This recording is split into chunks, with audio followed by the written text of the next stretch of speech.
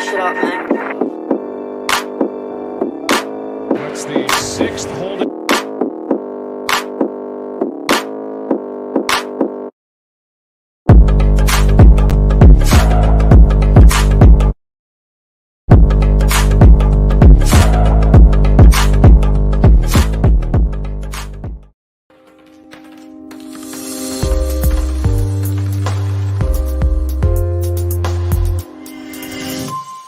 The following show is for mature audiences only.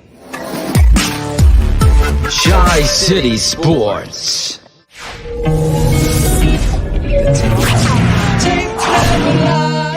Watch the tape, and when you see the tape, you know the tape doesn't lie, and the tape doesn't lie. If you were given the opportunity to do a more expansive search, would you have done it? I was given the opportunity. I found him.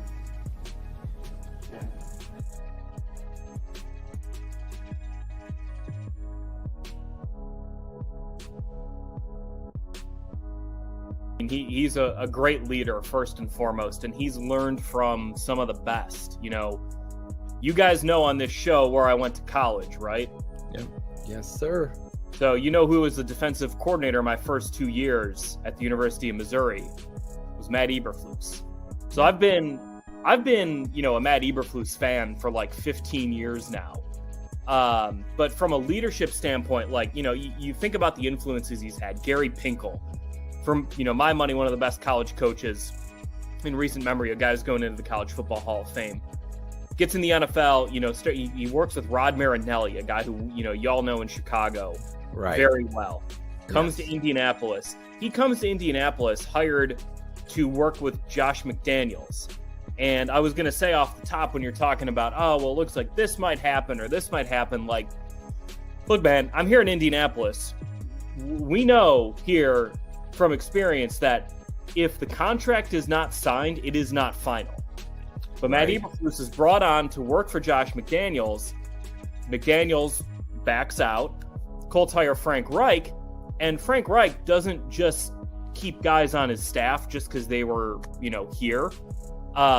Frank Reich is very choosy about who he wants on his staff.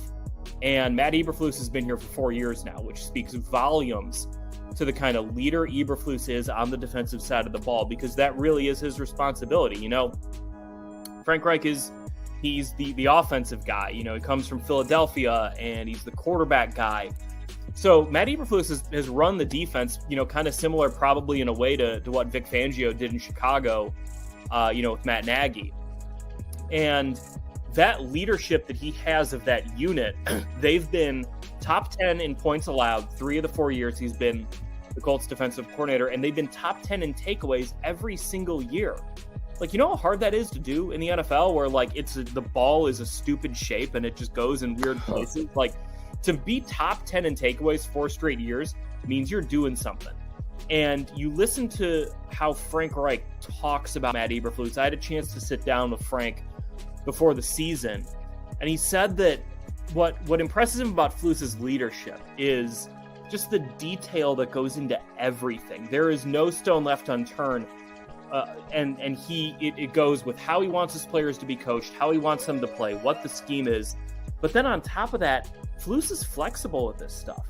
He's willing to say, all right, you know what? We're maybe, you know, we are a zone heavy team, but you know what? We need to sprinkle in some more man to better fit the talents of our players, which he did in 2021. He can be flexible. It's not just walking in the building and being like, this is how we're playing defense. This is how I want to play offense. He really does take a look at his roster and say, all right, what is the talent we have and how can we best fit that talent to our scheme? You know, he talks so much, like he's very oriented toward like alignment, assignment, technique. Like that is what he sees. And if your alignment is bad, if you're on the wrong assignment, if your technique is bad, you know, that's one thing. Obviously, certainly if you're not hustling and you're not giving it, you know, 100% out there, like Darius Leonard this year, guys, this dude, he literally, we would ask him every Thursday, hey, Darius, how's your ankle? And he would just be like, yeah, it's attached. Like his ankle was so messed up this year, Darius, he left everything on the field. There was never a moment where you felt like, man, like Darius isn't hustling, or Darius is, he's letting the ankle get to him. You could see he wasn't playing as fast as he wanted to in the first 10 games of the season. But Darius never took a play off. And like, again, you talk about the culture and the guys who said it.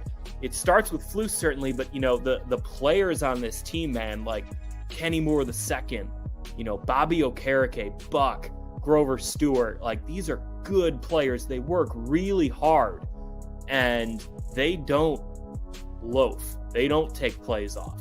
And if they do, then yeah, someone else is coming in. And, you might see an emergence of someone because of it. Everyone knows, like, hey, you take one play off, one game off, like, who's to say you're going to have your job next week?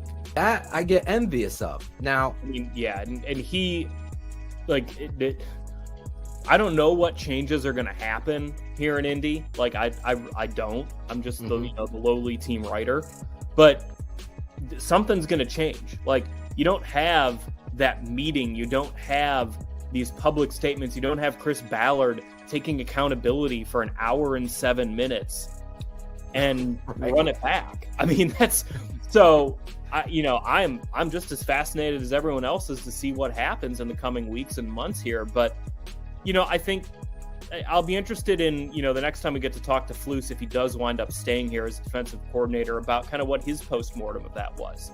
Like, because Trevor Lawrence came out and played the best game he had all season. Like, we know Trevor Lawrence is a talented quarterback, but with everything on the line, with the playoff spot on the line, to kind of just get cut down like that left a really horrible taste in everyone's mouth here. And certainly that is a fair question for, the Bears search committee, for Ryan Poles to ask Matt Eberflus. I imagine he'll give them a pretty good answer. A better one than certainly I'm giving you guys right now, because again, he's the coordinator, I'm the writer, but it's that's a fair and a tough question that will be asked in whatever interview Flus has, and is one I'm sure he's going to have an answer for. And it might just be, we weren't good enough, and like, we just kind of got our ass kicked. Like, maybe that's it. Or maybe there were schematic things he wished he would have done differently. Maybe what the Colts did in the second half of that game, where, Trevor Lawrence did kind of lose some of his efficiency. Maybe they wish they would have done that in the first half, whatever it might be. I'm guessing he's figuring out those answers just like we all are trying to figure them out. I have no doubt that Matt Eberflus will be a very good head coach. And I think that goes for whatever team hires him. That's just how much I think of the guy. He could go step into, a terrible college job right now and be a really good head coach. He could step into the best job in the NFL and be a really good head coach. He could step into a job in Chicago where you've got a young quarterback, some good pieces on defense, and be a really good head coach. Absolutely. I'll be totally honest. I was kind of wrapped up in some other stuff yesterday. I didn't even see that he got hired until it was like, later in the day. I don't know. I mean, look, if he's got this opportunity, he probably knows what he's doing. I think wasn't he a finalist with the Giants too? He was with a finalist with the Giants and the Minnesota Vikings. Thought they had him. And he was a finalist last year for Carolina. Carolina last year too. So look, these things don't just happen. That means that a lot of other people around the league think highly of him. I haven't checked in with some folks here in Indy on what their thoughts on him are. But I assume that if I, shot Chris Ballard a text tonight, he'd probably have a pretty glowing review of him.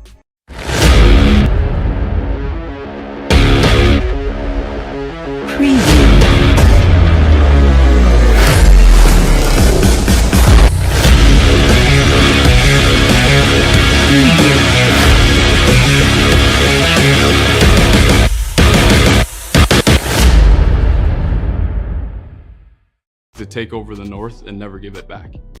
Draft Dr. Phil and the smartest man. Keeping it 100. Keeping it 100. Chicago's trading up. 100. Yes! What? Here it is! Stick no competition. Keeping it 100.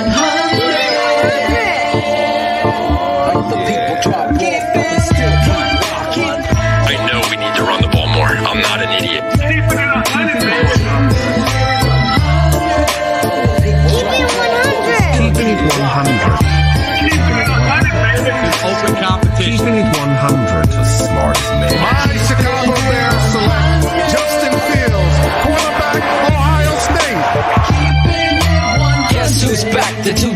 kept it real. Dynamic duo that you love, the smartest man at Dr. Phil. Breaking down the film, never a problem, kick it straight. Most shows focus on stats, we focus on the tape. We keeping it 100, never running east or west. We coming with that truth, cause that's what our fans expect. Cut off the freaking anchor, moving forward to be free. But don't you worry, Shayne's got the dumbest tweets. It ain't no secret, Phil and Shayne got some haters, but now they're moused up like the true and now and laters. Debaters, frauds get kicked like Coach Tabor. Cuts had to be made, we added a barber moderator. Up and down, boys got you double checking. Sad sacks strolling like a fool drunk texting. Flexing on the truth cause you know they'll never change. Real, recognize real, that's what you get with Phil and Shayne. 100's what we do when we're breaking down the bears. Fuck a play or a captain, all of the unfair. The tape never lies, the truth you see. We laugh, we lie, so there's no babies like Maybelline. Straight to the truth with acumen and facts. We got a sad nerd, but he's not just giving nerd stats. Car crash, big impact like Max Sat. Every Wednesday night you got the smartest man and Phil back. Now we know you're smiling like a fat kid with fun day. We're back better than ever and we keeping it 100. Keeping it 100, baby. Keep it 100. Draft Dr. Phil and the smartest man. Keeping it 100.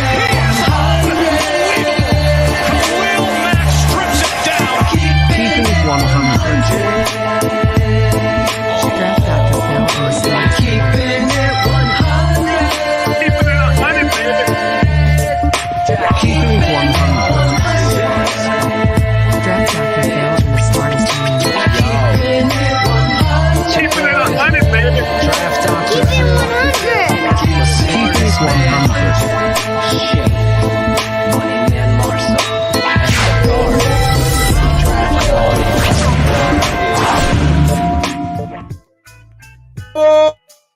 This is Claudia the Barber, and this is ChiCitySports. Let me change that right there. Listen, the Bears have a new head coach, Matt Eberflus, and same name, different attitude. After that presser, we might have a Ryan and Matt that are men of great character.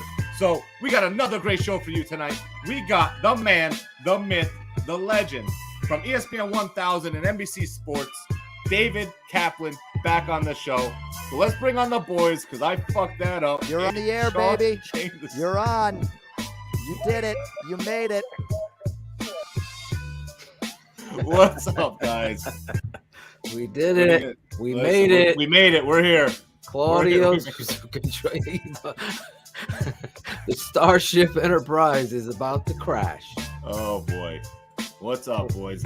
There's just too Claude, much what are shit you going doing? on. What are you doing? What are you doing, bro? I'm sitting here Listen. moving shit around like we're playing that game. Breaking news. The tape never lies. Network breaking news.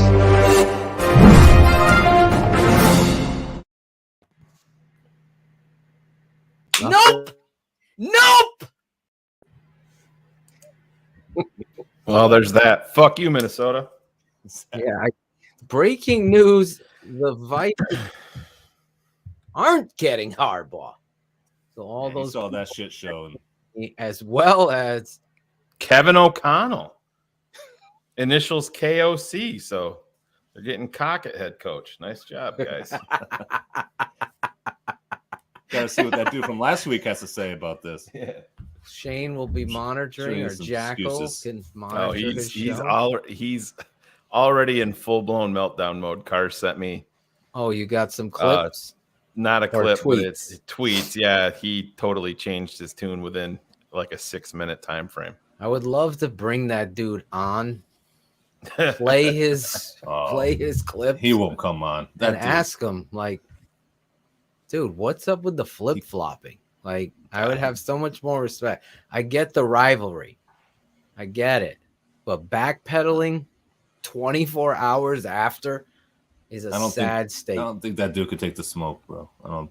He doesn't Listen, look like he could. I'll be for the record as we start off this show. I would say, yeah, everybody that asked me got the same answer. Yeah, I would be envious of Minnesota because I believe Jim Harbaugh is an amazing, known commodity when it comes to being a football coach. Does that mean championships? No, but it meant a direction and attitude change. We are going to go over the press conference and the hirings and the offensive coordinators, the offensive line coach, the defensive coordinator was announced today, all of that stuff. But we always keep it truthful to what we felt. We break each other's balls if we're wrong, but we never flip-flop. That ain't hip-hop. You can't be flip-flopping. You got to have your stance. If you're afraid of it, like I have no fucking one worry ounce of iota about Ryan Poles getting emotional to start that presser. Bears fans, anybody who has a problem with that should really take a fucking long look in the mirror. Because you know what emotion is? It's the end result of accomplishment. When you actually give a shit to get to that pillar of your football career, maybe that's the highest you can go in your field. There ain't no higher. This fucking guy deserved every bit, every ounce of emotion. Passion. Showed passion. That's what that showed. That showed me that this guy is going to do everything in his fucking power not to lose games, to get a better draft pick, but to fucking turn this shit around. I don't know, Ryan Poles from a fucking lightning pole to the street light. I don't know. I'm learning who he is in that moment. If you fucking think that's a sign of weakness, go cheer for the Vikings. Because that's fucking ridiculous on every level. I mean, I texted Shayne a miss immediately. I love this. Well, we're covering it live on our Patreon channel. And I reacted to it. So I didn't text. I actually reacted to it. But texted later, to be truthful. How much? And I was getting texts from people. What did you think about that? Save it for the show. Vikings fans all over the world. Salty. They should be, because they have one of the, with or without Harbaugh, each and every year, they're one of the most overrated franchises in all of sports. They go out and they draft big names that are left over. Exactly. They rarely work out. That's who they are. People, for whatever reason, give Minnesota the ultimate respect. Next year, hey, if Aaron Rodgers goes away, Minnesota's not. No, stop. They're a epically flawed franchise, and not buying any of that shit. Phil and I have talked about that for years. Before we started TTNL, we preached on it, even when they were a little bit better, even back to when they had Brett Favre. Still never a believer in that franchise, and they've done nothing since to prove otherwise in my book. Yeah, it's you're getting to a point. I think as a person, it's perfectly fine and fair to tell your truth. I'm not gonna. Oh, I never wanted Harbaugh anyway. Are you fucking? I would be envious of that hire. I was fully prepared to go on tonight and talk about we didn't get the penicillin I wanted, which is more known. Obviously, with every job, there's going to be hurdles and decisions and things you have to have fall into your lap, like Justin Fields falling in the draft. That stuff has to happen. And I would have came on this show, and all of you fans should know that about the integrity here, because Cars, Shayne, everybody know I've been saying I've wanted Harbaugh to be the head coach of the Bears since 2011. It's been so long. Just thinking about him taking this franchise. Now, I'm going to turn that page. I just wanted to be clear. I was going to say this tonight now and say, good luck, Minnesota. Now we got to fucking beat you. and Harbaugh. That's the end. Harbaugh's an enemy now. But it didn't happen. He's back to Michigan. And now we can bury the Vikings fans for what they aren't getting and what they hope to get. Listen, I don't want to be in this fucking place every 4 years, like I said to Shayne. I don't. You saw the opening. If you're a first-time listener or someone who didn't see last week, we had JJ Stankovitz, who writes over for the Colts main website. He is their, quote, Larry Mayer, but he's 500 times better. No offense, Larry.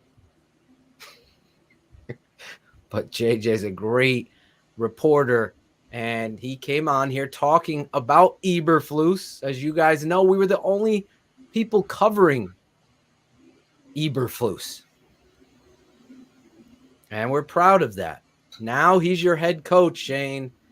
Obviously, we saw, and we got a lot to get into before David Kaplan later this evening jumps on the show with us, the Cap.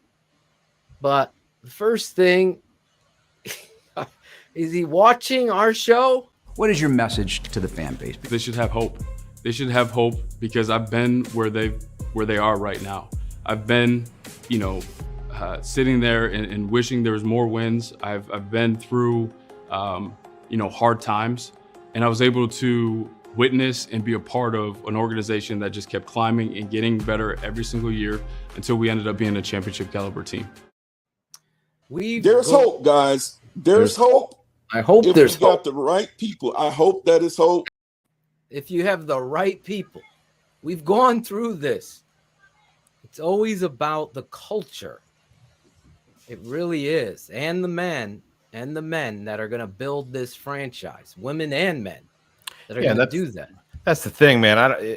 I'm everybody, me included, you think change is going to bring about positivity and W's in the win column. That's why I've kind of reserved judgment on any of this, because we as a fan base and as analysts have been burned so many times previously. When Lovey went out, we're like, oh man, they're going offense. We're going to have an offense now. You had a little bit of few flashes, and then there was no defense whatsoever, and then everything fell apart with no culture. You bring in John Fox to kind of right the ship from a culture aspect, which did happen, and then you go right back to offense with Matt Nagy, and year one you have success, but you could see the warning signs. Phil has been up front with all of that. I mean, if you really look back starting in week 7 in 2018, you could see where there was red flags all over the place with the offense. Yeah. But we have no other choice but to see what happens. But this has to be Claudio shredded. Mikey. Tenorelli could be a scout. He can actually scout. Tweet that out, Tenorelli. I'll bring back dumbest tweets of the week tonight. I don't give a fuck that he smokes weed. They all smoke weed. Smoke weed every day. Had to throw it back. I'm high on the hires. That's what I'm. But back to my point though. There's Claudio I'm at the samurai. I'm at the point where there enough with the talk. I need to see Ryan Pohl. If you're going to put yourself out there and say we're going to take the North and never get it back, then fucking prove it to me. Yeah. I want to see these moves. I don't want to hear you say that you're going to fucking fix the offensive line like Ryan Pace said it, and then you're going to sit on your hands and not fucking do it. Prove it to me. To take over the North and never give it back. Words don't mean much to me anymore. That's prove it to me now. Jackal right there. Listen, Shayne's 100% right. We don't know who Ryan Poles is. We could put his quote on a hoodie and sell it, which we are. Head over to the swag shop. Got Poles? Got Poles is over there. Performance over politics. I saw some people rocking the swag today. We're going to take over the North and never give it back hoodies. TTNL hoodies. How about the stats are for losers hoodies? All that shit. Stats are for losers right there. Got polls. And of course, the new one that Alex Acevedo can't spell the word gonna. What is your message to the fan base? They should have hope. Have some hope. There's no hope for Acevedo's spelling. I'll tell you that, Shayne. Yeah, I don't think he won any spelling bees, that's for sure. Gonna. If you get the Gonna hoodie with a U on the back, you are going to get an extra gift it's a limited from me edition. and Shayne, because those are limited editions. They could be worth a lot of money. Go over to Patreon, sign up.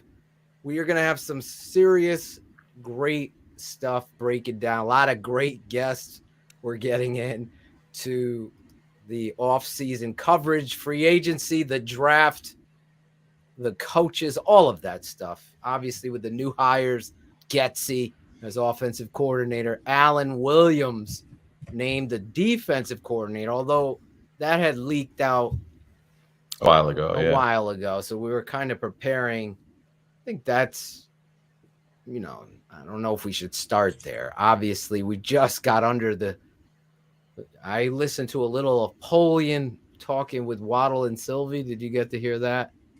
I did not. I heard about it, but so he's very complimentary towards and shout out to Waddle and Sylvie, who did a great job with that interview. But he's very complimentary towards George McCaskey.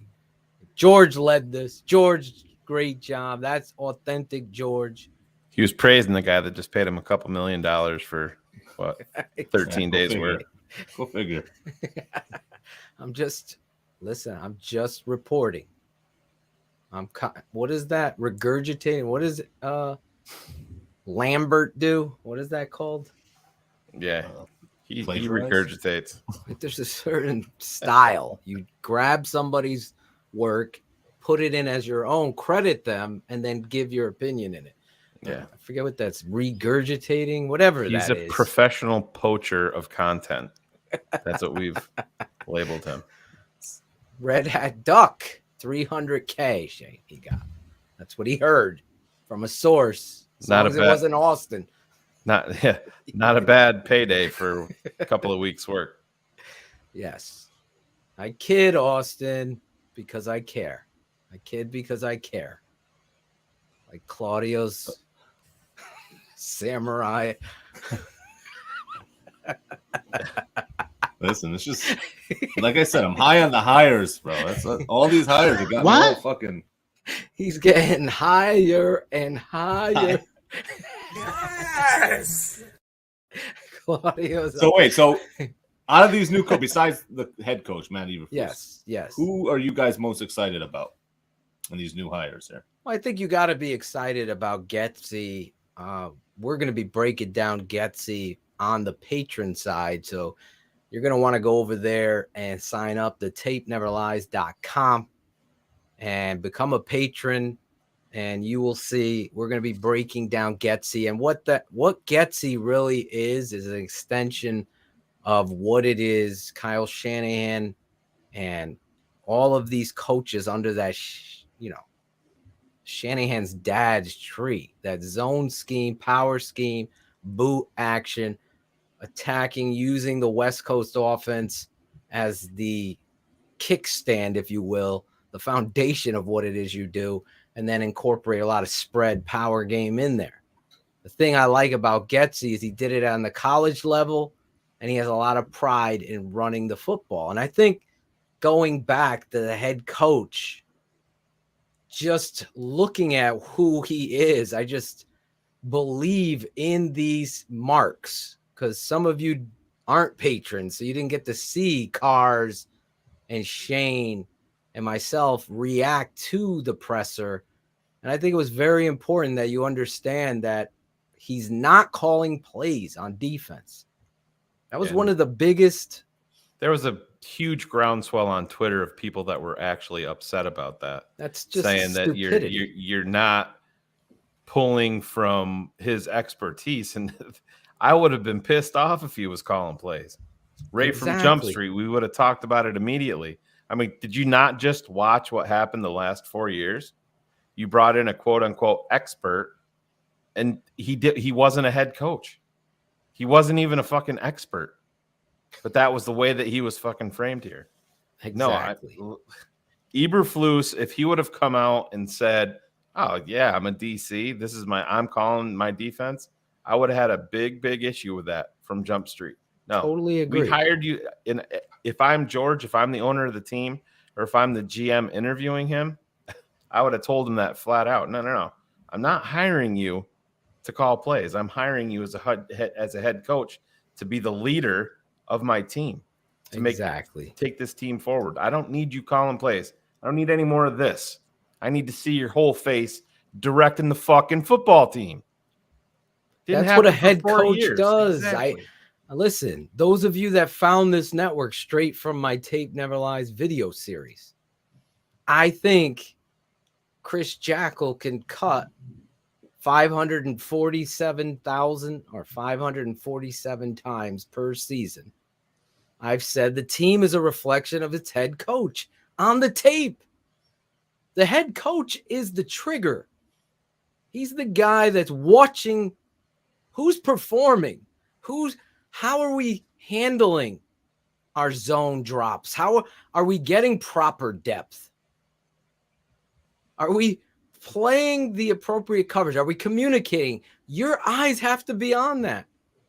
Is our left tackle getting a chip here on 3rd and 12 when we're going action or we're going straight drop on empty? Is he getting a help? This stuff is on you. Your name is attached to it. Matt Nagy was so lost in plays, not players or games. His plays. His plays. His plays. Everything copied ditto. Remember back in the day when your teacher made those dittos? I know I'm aging myself.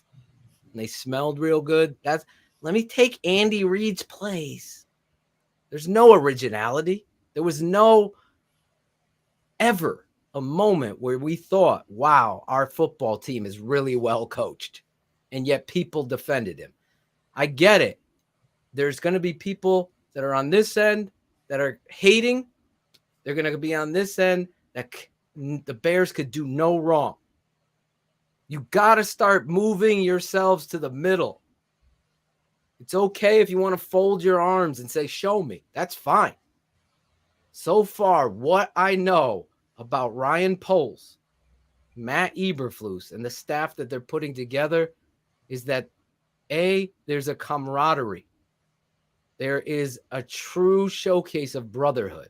From the emotion from Poles that I talked about to the statements about loafing, get your shoes on, and we are going to be tough, and a lot of the hits and all of his acronyms. But you got to back that shit up, and you got to be consistent with it. When Olin Kreutz was on here and he was talking about the Chicago Bears, the only thing they were consistent is losing streaks and club dub. When they brought out that fucking bucket, the turnover can or whatever that bucket was, did we ever see that shit again? That was a great point by Olin. We didn't. We thought it was great with fucking Greg Braggs getting thrown out of training camp for filming it. Bob, but we nobody never saw it again.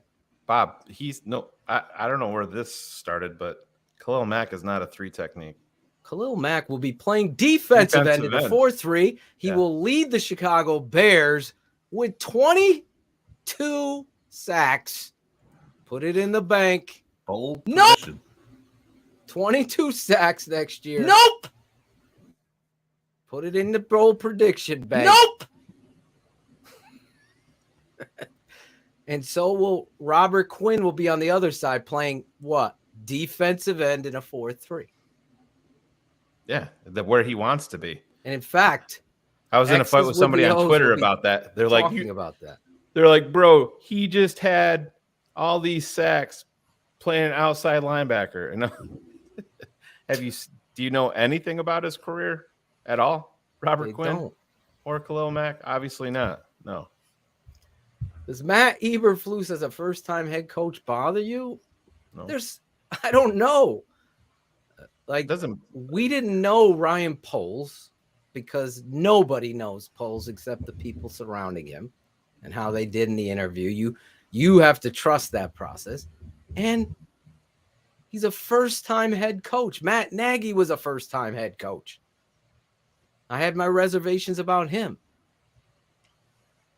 But I believe in this process, say whatever it is you want about George in that hiring process, this guy's checking off the boxes and how he's setting up his syllabus, his football syllabus for what it is going to be for this culture has checked off every box that I want. That's the kind of stuff that is important as a head coach. You have to, A, be consistent, you have to be compassionate, and you got to be a great teacher, leader, and understand that the process doesn't automatically work overnight. You're going to have tough days and good days. And I honestly I don't get the fucking criticism of unknowns like that, but some people want to live in a negative world. I don't. Obviously, if you're a patron, we broke down his defense swarms to the football. It's not like he's talking about this shit and then it's not happening. I go over there and I looked at him, and you know what? They're communicating. Are they going to have a bust? Every team has a bust. Yeah. But is it week 1 versus week 8 versus week 6 to 17? This football team is running, sprinting, tackling, communicating. Get your track shoes. I mean, aren't the two head coaches in the Super Bowl first-time head coaches when they were brought on? Right? When they were brought on. Sure. Right? I mean, so everybody's got to get a shot Yeah. at being a head coach if it's deserved. Do you want to bring in a guy with experience? I mean, that worked out well with John Fox, right? I mean, yeah, people are out there saying that we needed to bring in an experienced GM. Not a lot of GMs get a second bite at the apple. It's what it is. I mean, you can't change it now. You go forward and you want to see. That's the problem. A lot of people are expecting perfection with every single there's people out there that if you like, they'll call Javon Wims a fucking bust as a 7th round draft pick. It's not a bust. He was a fucking 7th round draft pick. The hit rate on those is minuscule. It's like free agency.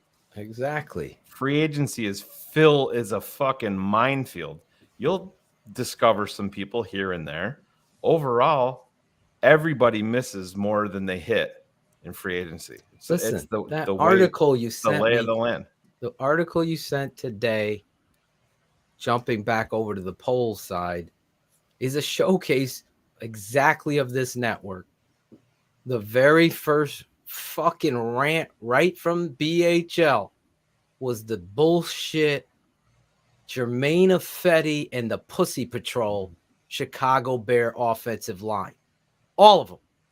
That was on this network saying you cannot jump into a fucking situation where your quarterback's pushed out of bounds late and your rookie left tackle's the only one showing pride. You should all be showing pride. No one's helping this fucking kid up. No one's ashamed about their effort. This team was so poorly coached, and you heard it all the time from me because it shows up on the tape as well as the attitude. This GM's pointing that out as an embarrassment. That offensive line is going to be a priority. Getting it right. Getting the right temperament out there to match what the head coach is preaching. Effort. Every fucking play. Every play. We're not here to be friends. I love this guy, and he's great in the locker room. We're not here to be friends. You're going to have, oh boy, bump some fucking heads. Because you're going to have 70 the score. So I know you've been a defensive coordinator, so saying an effort-based approach makes sense defensively because it's all about effort. Sure. But offensively, how does that apply? I don't know who hit that. I don't know either. Nerd alert! Must have been Cars. What's up, Cars? Eat shit, Vikings. Oh, sorry. Happy Wednesday. Cars, you were with us when we covered on the patron side, the presser. So really for our fans, obviously Kaplan's going to be coming up at the quarter past the top of the hour. So about 10:15 East, 9:15 Central. So as we, obviously need to talk about the culture change. It's been a lot of hiring going on in the last 72 to 24 hours. And then you had the Bill Polian stuff with Waddle and Sylvie today. So, but some of the key talking points we've addressed here, Shayne and I have addressed the mistakes with Nagy. They seem to be very aware of, making it a priority to state it. No, I won't be calling plays.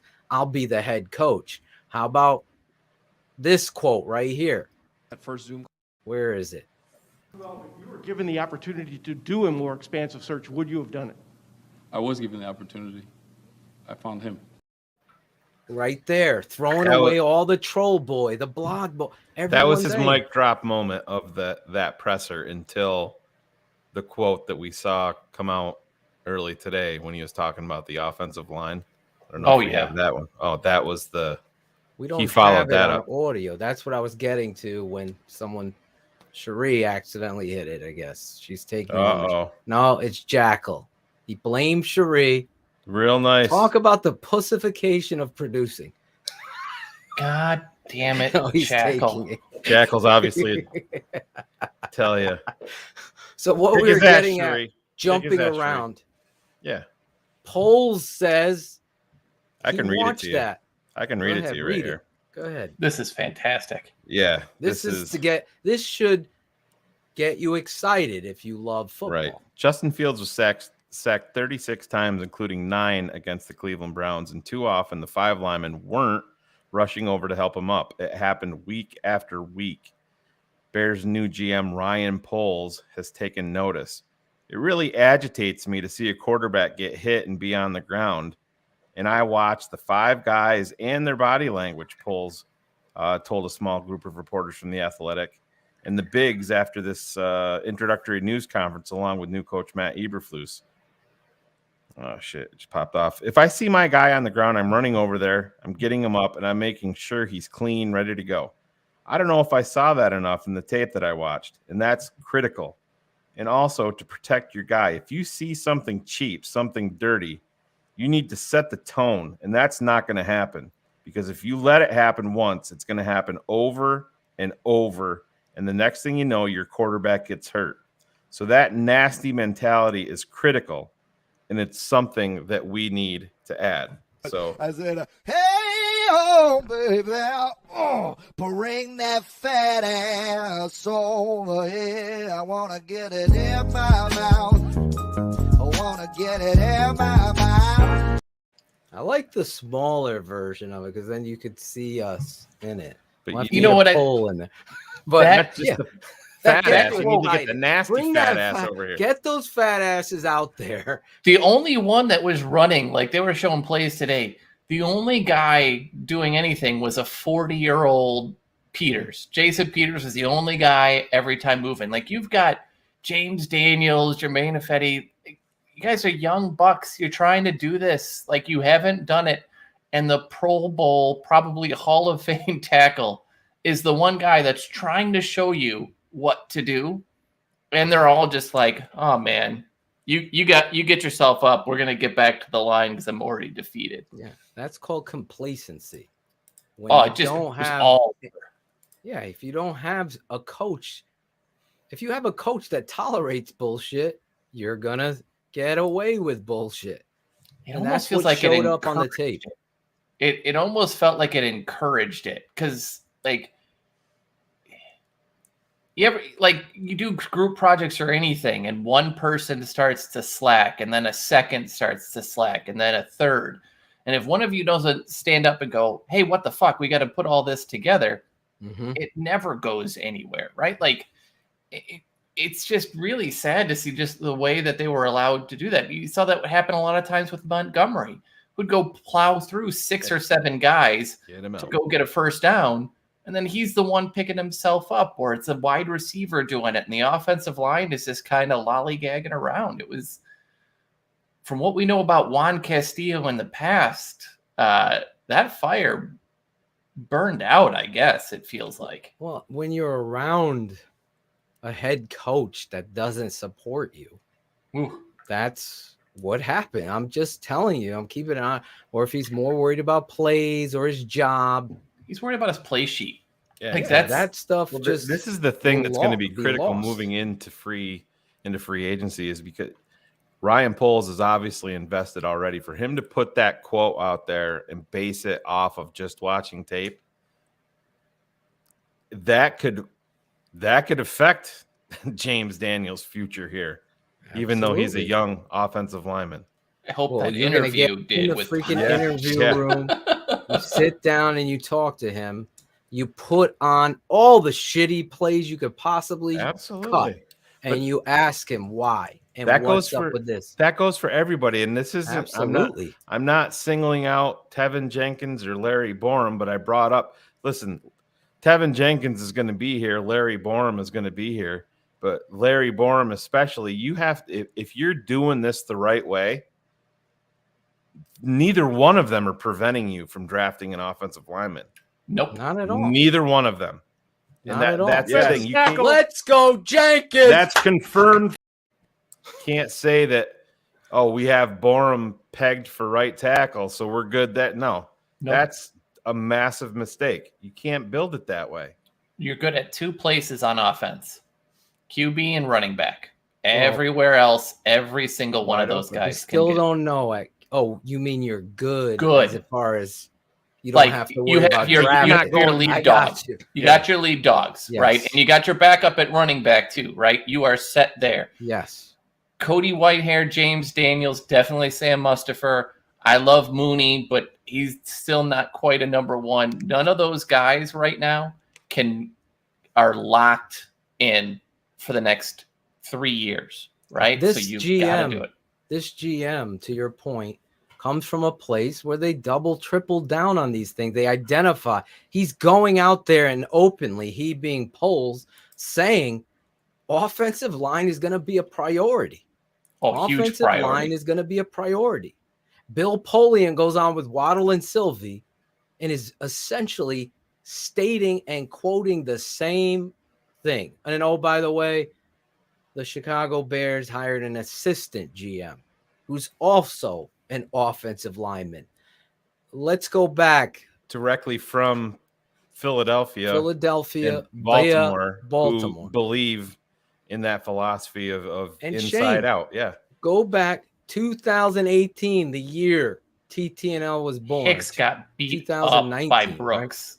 Right? 2019. 2020. Oh, I'm losing track, Cherie. 2020, September 2020, offensive line, big issue. Got to address it. Ryan Pace, 7 years, kept saying, got to get competition at every position, got to draft offensive linemen, didn't draft an offensive tackle to the final year, which he was terminated. Just like QB. Just like exactly every promise he made and everything that the good teams do, he traded picks for tight ends and inside linebackers and wide receivers that didn't work out and never. When I was getting home today, my son and I were talking about this today, literally when I was backing into my garage. Mm-hmm. And I said, if you're on draft day and you're in, and I don't give a shit how they move around. If you have a 4th round pick, 5th round pick, and if there was a quarterback that was there, and I understand you still have Justin Fields, you still take him. Oh yeah. If you have him high enough on your board, you still take him, because absolutely after Justin Fields, you have Nick Foles. But this is what smart franchises do. They invest in that position and they don't stop. They double down on it. I'm not saying that you need to go out there in the 1st, 2nd, or 3rd round. Maybe you could even make a You know, you could say that the 4th round may be too high, but if I have a guy that's ranked higher on my board, I would 100% pull the fucking plug on it and draft him. You have to. You need a backup, and as we talked about, Green Bay used to do all the time. You can get those, and if they do well, you can take that 4th or 5th round pick and turn that into a 3rd or a 2nd. And that's the other encouraging part. You know, you heard Poles talk a lot about the value of picks, the value that they are. We're not going to be giving these things away, you know, like they're going out of style. We're going to be very particular with those, and when we make moves, we're not going to give up on that player for a veteran, right? We're going to do this the right way. It's going to take time, but that part, like all Ryan of that, when we Pace, talk about that, what did we say? Missed on Shayne, paid for Graham. Missed on Floyd, paid Robert Quinn. Missed here on Kevin White, paid for Allen Robinson. This is not how you're supposed to do it. You're supposed to build through the draft, we've always said, and then you identify players that fit, and then you try to sign them. You have to throw quarterback. You have to throw quarterback in there too. Yeah. Oh, you're right. Because he wanted to cover up. He wanted to cover up the Mitch fascination, so he threw 45 mil at Foles. Yeah. But they also threw 18 mil at Glennon. That's what I'm saying. About? Yeah, and then so then you miss obviously and on Glennon. Dalton. You put Mitch in, then you miss on Mitch. You have to invest in Foles, and then Dalton, and then exactly. It's like this guy, as Ryan and Matt. I loved we got to come up with something like old Ryan and Matt. The one that always got me was the quit, right? Ryan and Matt are men of character. They are both, like Ted, outstanding leaders. The one that always killed me was quit, right? They traded picks to move up to get him. Yep. He enters free agency at the same time as Trevathan, who hadn't played a complete season basically since he went here. And they made the investment in the old guy and not quit. Like, and you finally kind of hit on a pick and you fucked it up. And they essentially signed for the same deals. Yes. Yep. And listen, homegrown talent was something he stated again. Yeah, Ryan and Matt 2.0. It's like the iPhone. Keeps getting better, we hope. But Poles kept stating homegrown talent you don't let leave. Build through the draft. All of these things we've talked about, the Chicago Bears continuously failing to do, they're saying the right things. That's all we can analyze right now. That's all we can. And we can look at the tape. I come away from Eberflus and how he coaches. My father, me, were on the show with Shayne this weekend, breaking down Eberflus's defense on X's with the O's. And you could see how they run to the football. This isn't something he's just stating for fun at this presser to blow fans over. This is something that he believes in, that he is going to bring here. You've lived it before under Lovie Smith. It all started, they always say Tampa too. This started with Chuck Noll and the Steelers that preached about loafs and about hustling to the football, pursuit drill after pursuit drill. This stuff is important. Look at the difference in the game. A guy that fumbles the ball, hits the ground, no one's around, he's able to crawl, get on it. If you're hustling there, we get the ball. You can't have it both ways in football. If it's a game of inches, then you fire the fuck out with proper technique and play to the goddamn whistle. If it's a game of inches, you hustle to the fucking football. If you false stepped, get your ass back. Work to get to the football because you never know if Peanut Tillman's going to punch it out. That's the stuff that Eberflus is going to preach. That's what we know. Ryan Poles believed in him. And then people always ask, say, hey, how do you get a football team to play hard? to play fast, to play physical, to know exactly what they're supposed to do. How do you do that? You know, that's always a question that I get asked, and it's a foundational piece. So what we want to do is build the foundation, okay? In this first year, we want to build this foundation of what we're going to look like, okay, of what Chicago fans, alumni, okay, can be proud of.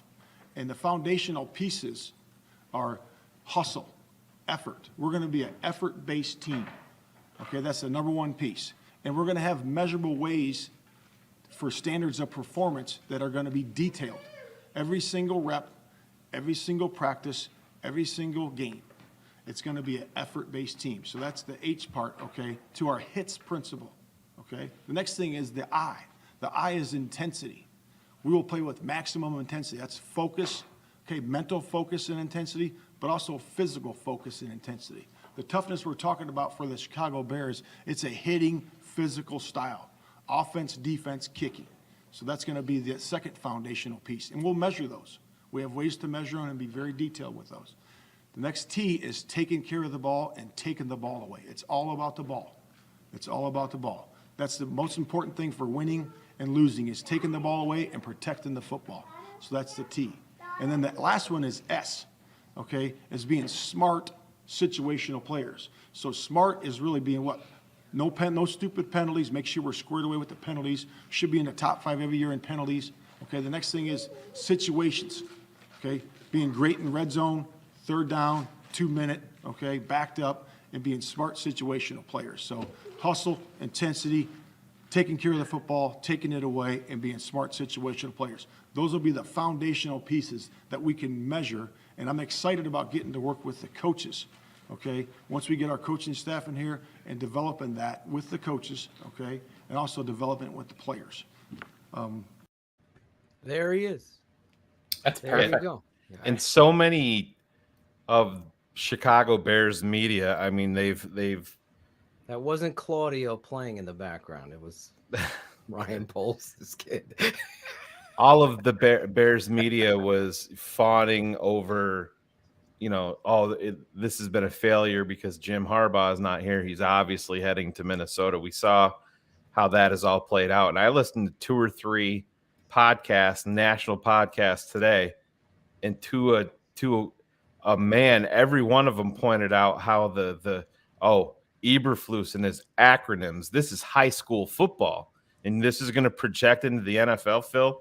You've coached plenty of football. And I mean, I've never played one snap of football in my life, and I was just laughing at these guys fucking saying that. I'm like, have you guys ever been in any fucking locker room? Any fucking level of any sport? Obviously not. And it's just, I mean, that's what these guys are complaining about. But listen, I want to just put this up here just to drive this point home. This is what the new general manager of the Chicago Bears is talking about. You saw Ryan Pace make the move up last year for Justin Fields. He is your entire franchise moving forward. He is the leader. The new regime said as much when they trotted him out there after the presser was over the other night. Strategic, smart. Ryan Poles sits down, watches tape, and this is what he sees right here. And then we'll speak on it after this is over.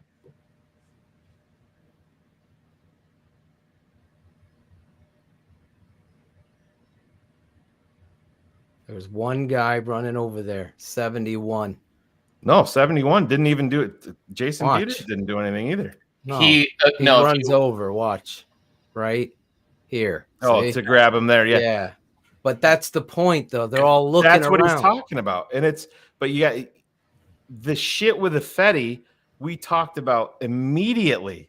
Oh, and there was fucking blowback even from Bears media. Oh, you got to play smart football. Was it smart letting your fucking quarterback get plastered all over the place and you're not going to fucking defend him? Bears media. Ridiculous. It's a mentality. Bears That's why media this is terrible. franchise has fucking sucked. Just like the media core for this team sucks. They're fucking lost. Absolutely. They're so fucking lost. Let me just say one thing, Cars, I'm sorry, about the acronym.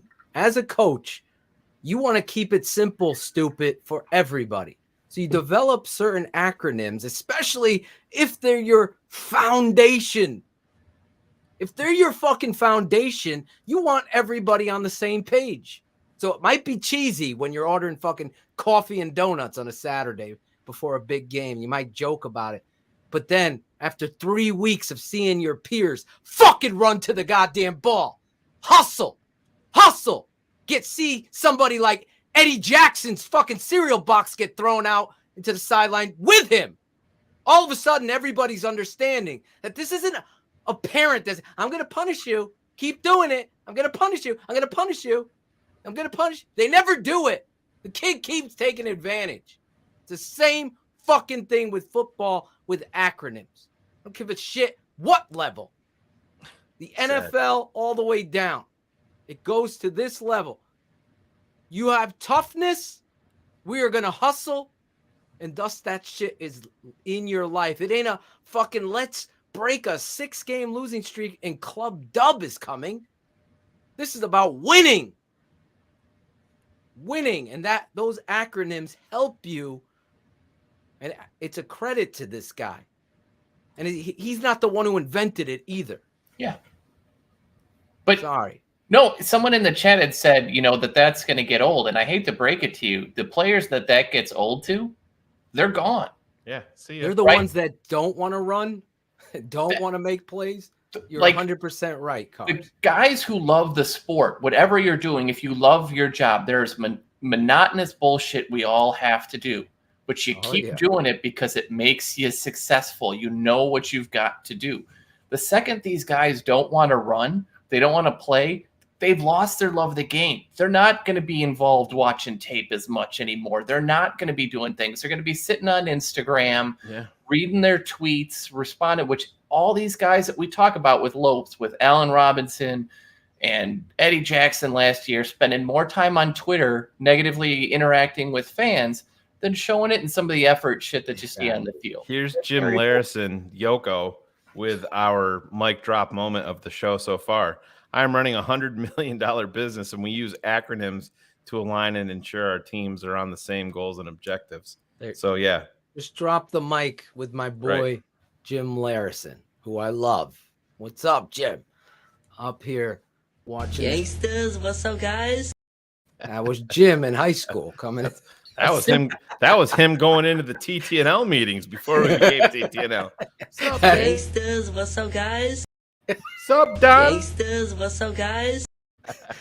Listen, you guys aren't taking no fucking shitty deal. You're gonna do it on your own. That's our boy Jim. But he's 100% right. You learn, as some of the chat is understanding. That's why you guys come here. Smash the like button. Got 947 people watching live. Smash the like button if you're on YouTube. Smash it on Facebook. What the fuck? Yeah, what Facebook. The hell is that? Here's the acronym. Smash STL like B. Oh boy. Oh man, it doesn't work. Phil's spelling like Acevedo does. Smash that like button. How about you smash that ass? Work that ass? Is that it? I said, hey, oh, baby, bring that fat ass over here. I want to get it in my mouth. Get in somebody's ass today. Exactly, Cars. The acronym is ass in the mouth. AIM. That's how we're going to roll this from now on. That is the TTNL other acronym. Hey, Cosmo Kramer was an ass man. Listen, you got to have some big asses on the offensive line. James Daniels has one of those firing out. Is he going to be back? That's going to be a good question. I am going to be interested in seeing how they analyze James Daniels. I believe James Daniels in this offense should have been the center. And you would have seen his growth and maturity. Shayne, you covered it. You calmed me down 100 times. Chicago Bears, Kyle Long. Let's put him at guard. No, he drafted him for left tackle. Same thing with Tevin Jenkins. He's your fucking left tackle right now. Stop moving shit around until competition. brings out the best. But they've done it with every They single fucking do offensive it. lineman It's that they've so invested dumb. in. Cody Whitehair has bounced all around. James it's- Daniels has bounced around. Kyle Long has bounced around.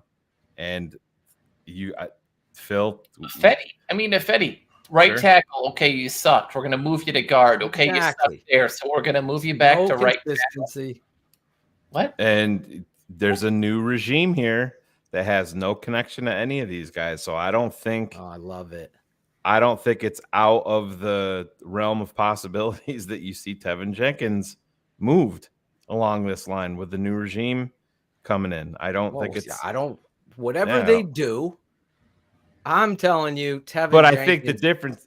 No, is I a agree. left tackle. I There's agree, no doubt Phil. in But my mind. the difference now is I think that there's a primary focus on that position group.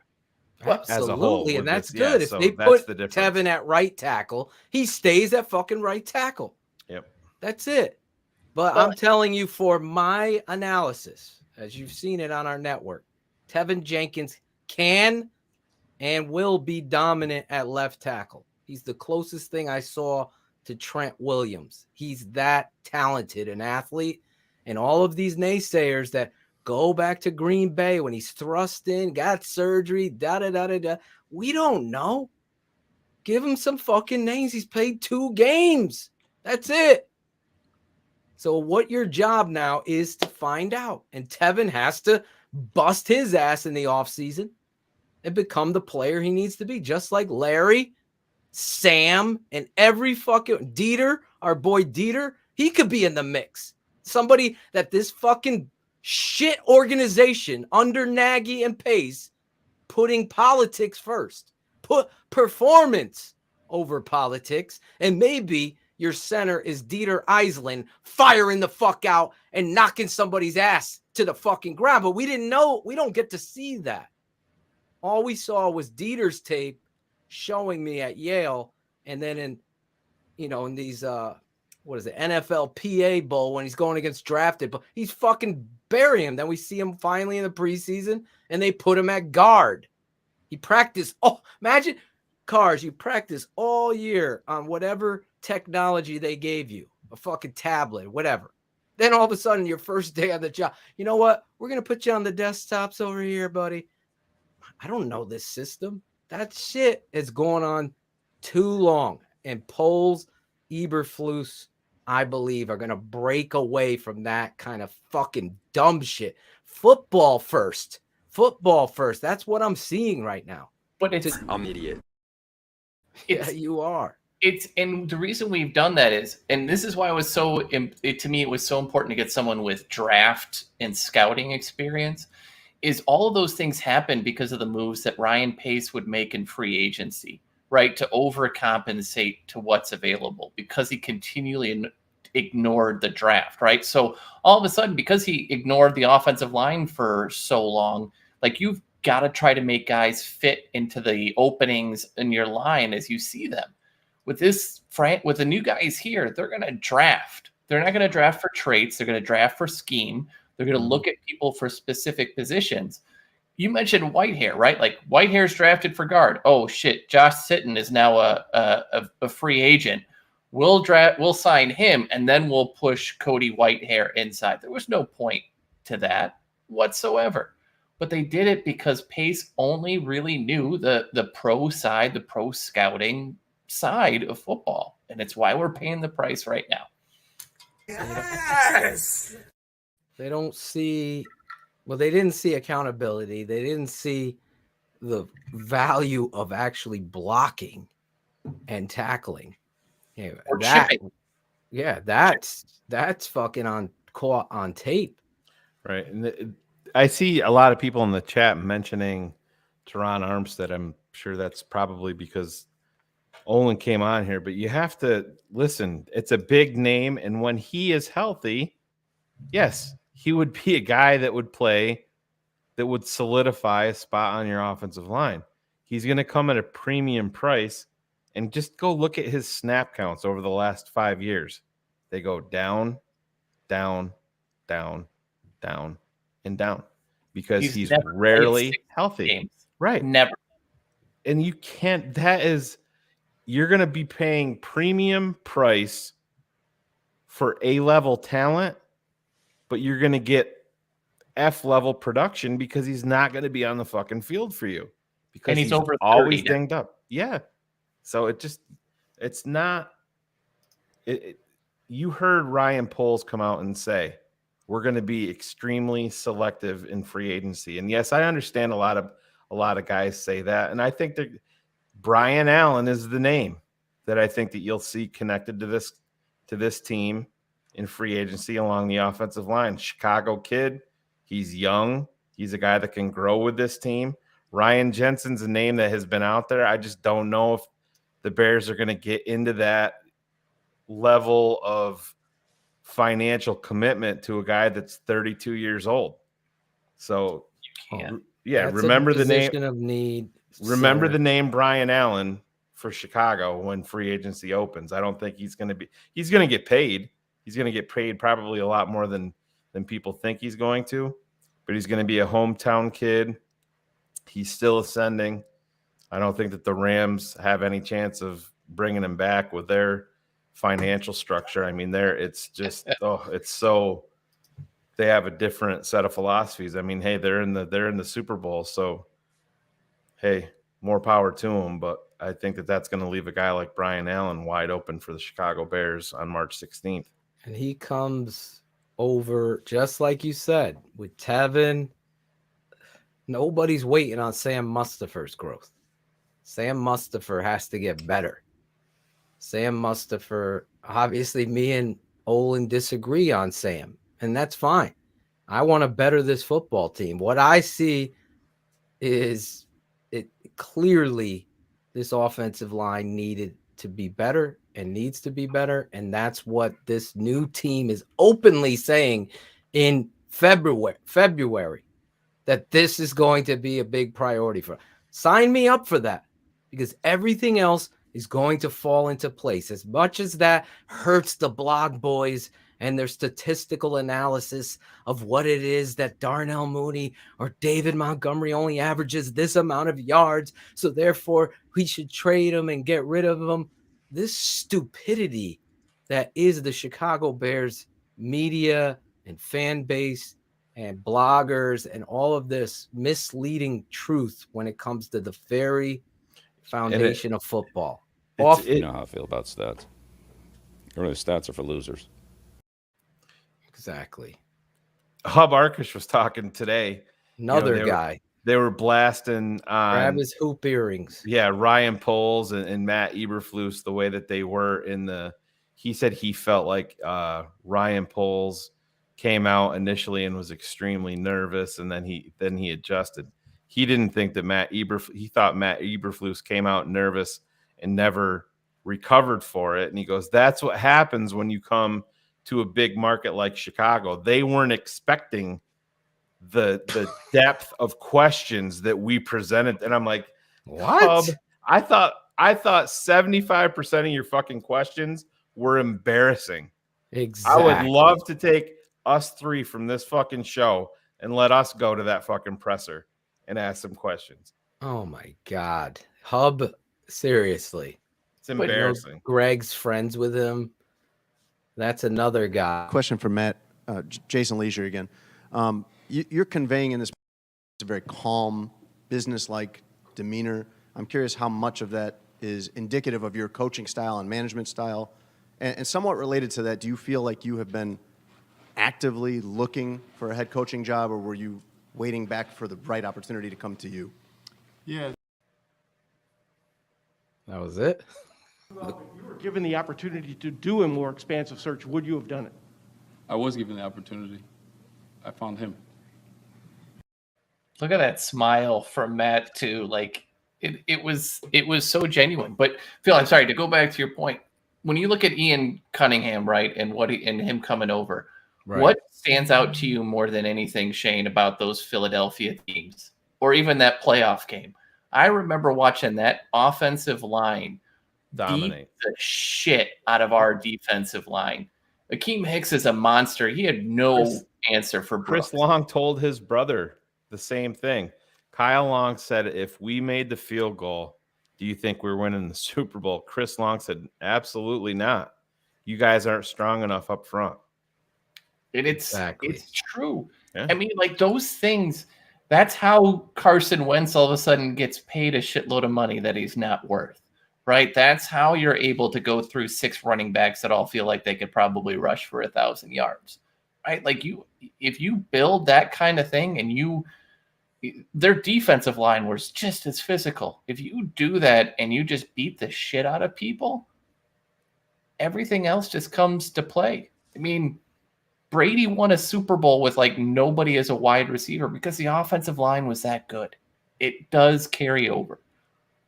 It's very, I just need it to be pounded into smart fans' heads.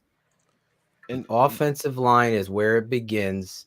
The reality of missed Ryan Poles being emotional when he's reached the pillar of his lifetime achievement. For you to be a fan and think that is a sign of weakness of this GM, that he was nervous and emotional, then you don't know football. Because I want to tap into the emotion of somebody. How would I, if I was given the Bears head coaching job, it would take me a goddamn 5 minutes to get ranting with emotion about the people and the family and the people that believed in me to get to. That's what he is. Other networks aren't going to give you that shit. We're gonna nitpick. Coach didn't unbutton his vest, his suit. I can't believe that was a fucking talk point. Yeah, oh my God, what are we living in? It was from the guy that you played years ago, Cars, Florio. But back to that clip. Are we just going to overlook that Jackal has fucking notifications turned on for fucking soccer updates? Oh, Jesus Christ. Claudio, thoughts on that? Hey, listen, man. Thank you. Exactly. That might be the smartest thing Claude said this entire time. I don't know. That was deep. Florio taking shot. These all Hub Arkish. Come on. Oh, did you see like Jeff Saturday and his crew just making fun of Ryan Pohl's comment about we're going to take the North and not give it back? They were like hysterically laughing. Hey, slow. What the fuck do you want him to say? What do you want him to say? If he's boring and nervous, right, you'd be critical of that. If he's got something to say, there's a no-win situation. Until you win, you are going to be feeling that. And for me, I'm okay. Because he said it in the presser and then he said it again here. To take over the North and never give it back. So just like the acronyms, that's the foundation of their fucking goal. Yes. You fucking fucks. Do you understand? Like you go in there with a plan. At the end of the day, our goal is to take over the North, not beat Green Bay. That's one fucking piece.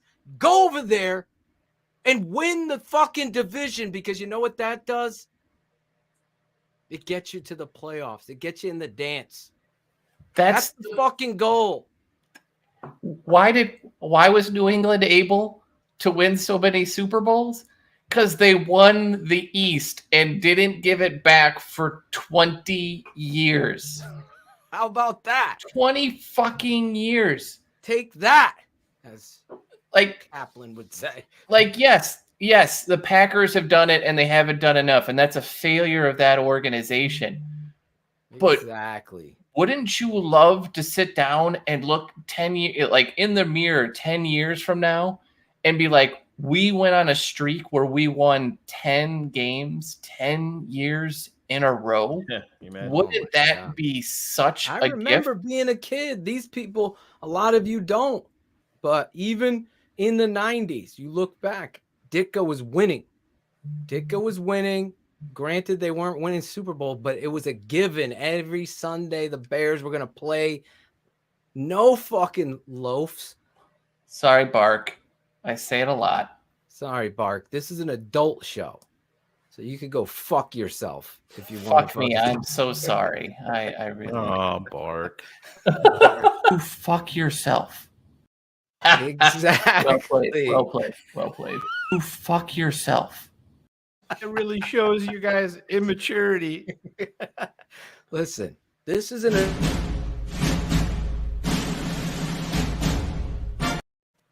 There you go.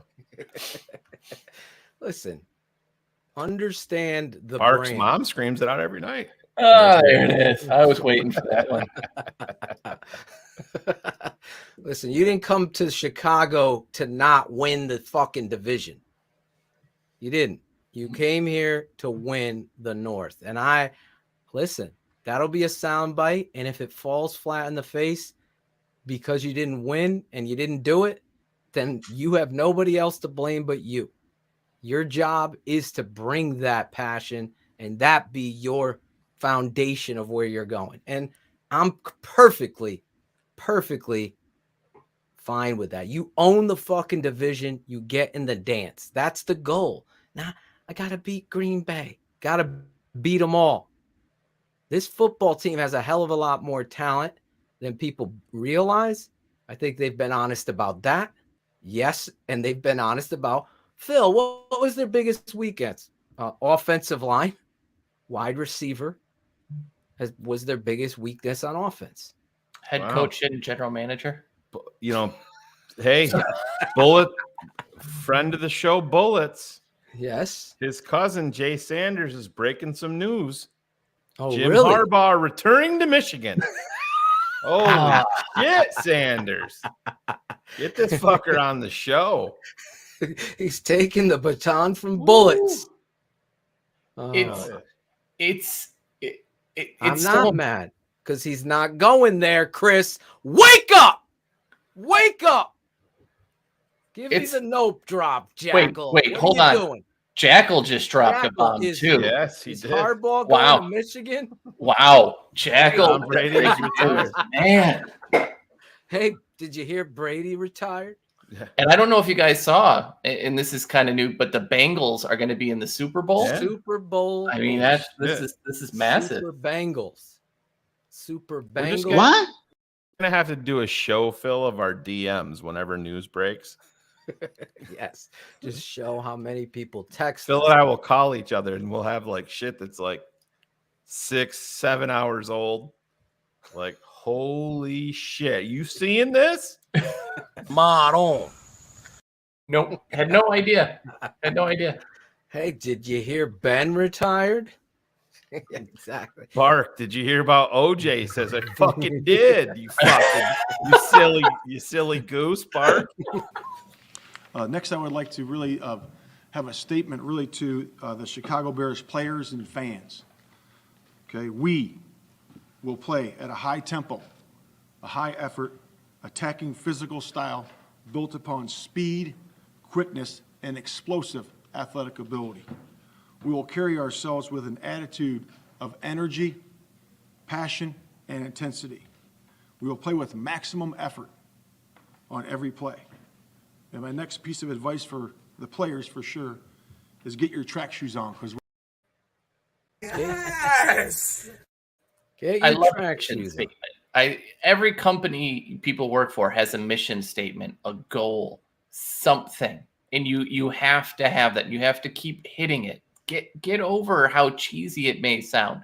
It's fine. It's that acronym doesn't work for you. You're not playing football, so it doesn't matter. Like, just it's fine. It's exactly what needs to happen. And finally, someone, even Lovey didn't do a great job of drawing the line in the sand at the end, right? Exactly. He did it at the beginning, but he did not do it towards the end. Tressman didn't do it. He said we're going to grow the football, whatever the hell that meant, and grow the man with the football and all this weird things. And John Fox said whatever Jay Glazer told him at that moment. Like, these things do fucking matter. They do matter. As cheesy as they may be, they matter. I've preached on this network, and if you're not a fan or haven't signed up for the tapeneverlies.com, you're missing out. Because you would see that those silly things, as Cars is saying, that matter, they do. because at the end of the day, it's the fundamentals that take you over the top. The team that is properly coached. I take away from watching Eberflus that this guy, first and foremost, is a teacher. So that when Olin was talking about how are you going to, you're going to be a certain way. Well, I know my personality. I only could speak on me, but watching somebody else, I could watch them and scout the man. I feel as though he's going to understand the role of every person is the foundation. And some of them aren't going to get it. So they're going to have to understand who isn't and make that concerted effort to break through that bubble and have them understand why they have to get to the foundation. Because if you can easily, we talked about Kyle Fuller with Vic Fangio calling him out was the wake-up call. This kid was a bust. He was terrible. That's a great example. Fangio goes out there, calls him out in the media. This kid became an avid film watcher and a professional football player. Should have never left. Should have been here. Should have been a safety for us, if anything. The reality is that's the point I'm trying to make, that I could see Eberflus has the dynamic understanding that I'm going to put this football team first, and then everybody's got to follow that same line. If you do that, yeah, some of these veterans aren't going to like the running. They're not going to like this. They're going to piss and moan, but you understand the appropriate time to pat them on the back. And most human beings, that's going to just help you get rid of the Tariq Cohen. Don't want to fucking run north-south. He's on the bench. He's just punt returning. That's it. But remember what Eberflus said. Like, he brought up examples when they measure it in a game and they watch you and they see you have 30 snaps and you loaf through 10. Next week, you're getting 20 snaps. That's it. Like, what those and that line is the minimum point of entry, right? Like, that level of effort is what's expected. And if everybody is held to that standard, I don't care if you're Brian Urlacher, Lance Briggs, or Hunter Hillenmeyer, right? Like, everybody held to that level, everyone's going to do it because these guys have pride. If you don't think that, like, when we were making fun of it, that Gibson was getting less snaps than Atashu early on and Bruce Irvin later on, right? Like, if that stuff doesn't drive you wild, if you're loafing, you're going to lose those snaps. And now all of a sudden you've got to make up effort to go try to get and earn those snaps back. It just keeps everybody hungry. And guys like Eddie Jackson that everybody and their brother understands, except maybe Robert Schmitz or somebody who was defending the guy, which I don't know how you can, is going to be a better player if he falls into the foundational line. He's going to be a better football player for it. Absolutely. You have to understand that's the culture. Or you're not going to be here. You're not going to be. That's it. Simple. We've asked for that kind of perspective, from your head coach for years, and we've never seen it play out. So I'm okay with fanboy Jimmy. Just keep that same fucking strength when the Bears start winning that you laughed at from the beginning, because I've been around a lot of coaches in my life, and I know each and every one of them had a different style and a different personality. But the main thing about the best ones was they were great teachers. And I already could see that's what Eberflus is. So that's where he starts. Now he's got to understand what his philosophy is and apply it just like he did. He won for me when he said, I'm not going to call plays. Yes.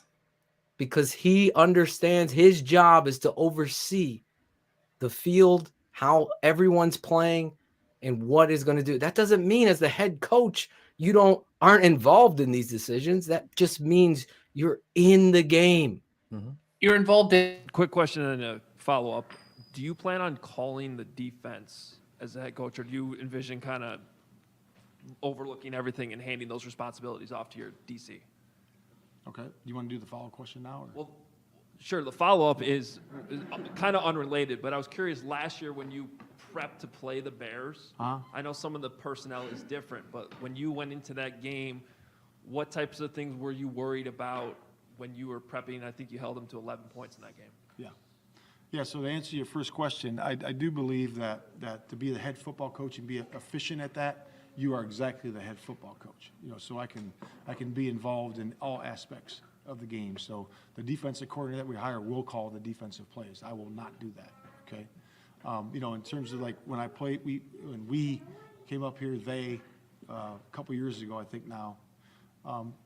It's like anything. It's an X and O matchup, and you look at it as that, and you design your defense what you feel is relative to, for victory, and and we want to bring that same style here, and that's what I'm talking about. That's a head coach. So you're starting out. This is your dream, and I want to answer one other thing, but this is his dream to get to that point. So he too is going to be the leader of the locker room. How this plays itself out, cheesy for you now, might be amazing for you later. But the reality is, I want to clarify one other fucking thing. Because I think, Shayne shares with, and Ryan Cox and people share tweets. And I'll never go back to Twitter just because it's so utterly stupid and it's addictive as fuck. But I will never go back there because of it. Just like Eddie hopefully will start tackling. I'll say this. He said he's going to teach the why. That means he already has it in his pocket. He's going to show them the why. He's going to show you the why. He's going to teach you. And thus, that is not Matt Nagy trying to find them. What are the whys, right? What are the whys? And so... Nope! Exactly. But Phil, if you look at some of the other interviews, utter difference. Sorry. No, you're right. But look at some of the other coaches, and if you I've seen a lot of questions about Tyke, about Morgan, like the videos that you see with these guys and what you read is all of them are teachers, are hands-on, are involved, are good at relating and connecting to players. But really, that position is a teacher. You got to implant visions. You got to look, he's going to be involved on both sides. This isn't going to be Nagy, I punt the defense completely over to Vic Fangio, right? Like he is going to be on both sides. He's going to be looking for things. He's going to be telling a defense how to attack an offense and an offense how to attack a defense. And all of his guys are going to be extensions of that. That's how you develop. That's how you grow. That's how you get the best out of everybody. I have no idea how this is going to go, and none of us do. But I can tell you, the groundwork of everything that we're seeing is super, super encouraging. Super encouraging. Exactly. You've taken an offensive coordinator he's a quarterback coach who got an interview with Denver to be their head coach. Let's not skip over that. Yes. This guy, by all of the calls that I've talked to, is a very, very good teacher and communicator. He knows what he wants, and he knows, guess what? Ask the Aaron value Rodgers of the run game. Go ahead. Ask Devontae Adams, Aaron Jones. They all came out. And did they? Yes. Oh, yeah. And extend that out. Tyke got interviews to be the offensive coordinator. That's coming tonight. He's talking. Go ahead. You're talking about the new wide receiver coach, Cars. And passing game coordinator, which is key point in the title, Cars. So two guys working together. Setting these things, and Morgan had been a run game coordinator in the past, right? So these things that are going to marry. One, you're building a structure so that if Getsy leaves, you've got people underneath to move. You've got all these parts and pieces, but now all of a sudden, all of these guys know where they're going. They all are going to be preaching from the same pulpit. Like one of Nagy's biggest issues was he brought in nobody from his staff. Nobody with any experience running his scheme. He had to go sit down and teach Helfrich and teach, the offensive line coach. He had He had to Maybe teach he's them Stan. their offense first, Yep. them to teach. These guys are all kind of the same system so that are already knowing what There's they're no going to be conflict. Yeah, imagine being a player when you're supposed to you ask your coach a question and he's not quite sure because I'm an idiot. Your boss has to go to his boss to answer your question. That's never a great Not place. good. Oh That's boy. not the Breaking news. The tape never lies. Network breaking news.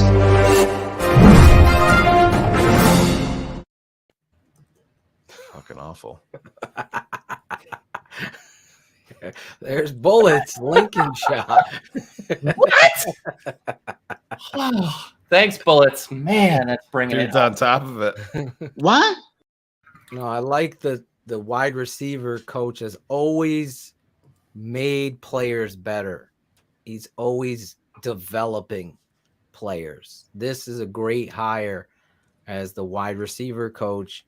Getsy, obviously, if players are fawning over him wherever they are, that stuff is so important. He's coming from a winning organization, and you know what? He also did it in college at Mississippi State with the run game. With the run game, and that to me is showing you that this guy isn't about plays. He's about players. Knowing the value of the run game is going to be so important. David Montgomery is your identity. He is your best offensive player right now. It's no doubt. So this is the kind of stuff you want to recognize where your talent is and accent that. Make that the priority. Justin Fields is going to just blossom under the understanding of build the offensive lines, build your offense surrounding a great running back.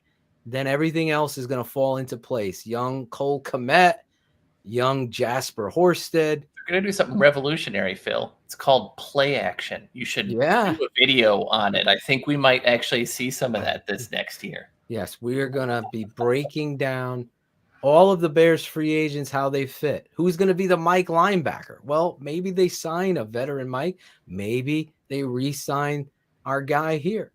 Yeah, I think they'll go the veteran route, especially initially, and maybe try to. Well, you don't know how this. It seems like there's something there, maybe moving forward. There's been a lot of what do you want to say, chatter. They believe in a kid like the previous regime believed in Caleb Johnson's traits. Mm-hmm. Yes, at the position. So I wouldn't undersell him. I don't think that they're gonna, pen him in. I think that is definitely a position because Phil, you know how it is. Cars, you too. Kevin Pierre-Louis is a guy that you can pull off the scrap heap for money. Alec Ogletree is a guy. I think that they're gonna go with I don't want to say a grizzled 32-year-old vet, but a guy that's maybe 27, 28, 29 years old that's been around a little bit that has a history in this defense and can help some guys because there's no doubt in my mind. I mean, if you think that Roquan Smith is going to be your middle linebacker in this defense, you're just wrong. Yeah, it could be Oren Burks is a name that I always Yep, absolutely. He's a guy that fits that mold and has been pretty solid in coverage. That would be the type of guy that I think best fits what you're talking about. Totally agree. They could re-sign Ogletree, put him in at Mike. Absolutely. And it's not going to cost you. Well, and you're going to need the Bears cupboard is barren. I mean, you have Cheese there. Uwe. And he tweeted out as soon as the season was over saying his goodbyes, which was shocking to me. But I mean, that was odd. But Big Cheese is there. I don't think you'll see him back. Like I said, Roquan. Caleb Johnson's somebody that, in all honesty, has some nice speed and traits and instincts. So he'll be someone that they should have in the competition. And this guy of all guys is going to get the best out of him. Obviously, Boganzi is your new linebacker coach. You're switching to the 4-3 defense. So right now, your roster isn't even it's in its infancy. No, it's going to be starting when and we're going to break this down on our patron side. We're going to look at all of the Bears free agents on X's with the O's. So we're going to look at them. How do they fit? Are they fit going forward?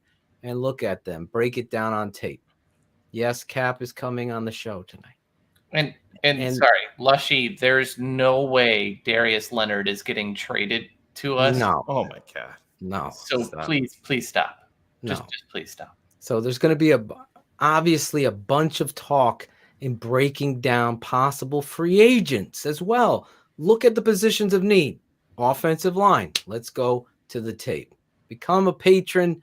That's what we're going to do, using the tape to look and help become the GM and the Chicago Bears simulated on that end. And when they do sign someone, we'll break down that tape to show you who they are and what they're going to bring. And then obviously the draft stuff is going to happen with us here. Now, this past weekend, Shayne, had some amazing football games, right? Yeah. We had some amazing football games. But you got Valentine's Day coming up. Roses are red. Violets are blue. Do we have what? We have a new one that I got to read. Did you get it too? Did you send it I to was you just today? reading it. Oh, I didn't know you had the new one. The Manscaped? Yeah, he sent me a new one today. Oh, you're going to do the Manscaped? Oh, I'll you can do do the it. Go Bet ahead. US then. There you go. You do the Bet US. You never can find it though. Yeah, you go ahead. I'll do Manscaped, and then you can do Bet US. Yeah, there you go. Yeah, I didn't know that he sent it to you because your name wasn't on the email. But yeah, roses are Sent it red, to him violets are blue. separately. Don't let a wild pube wreck you, right? Cars.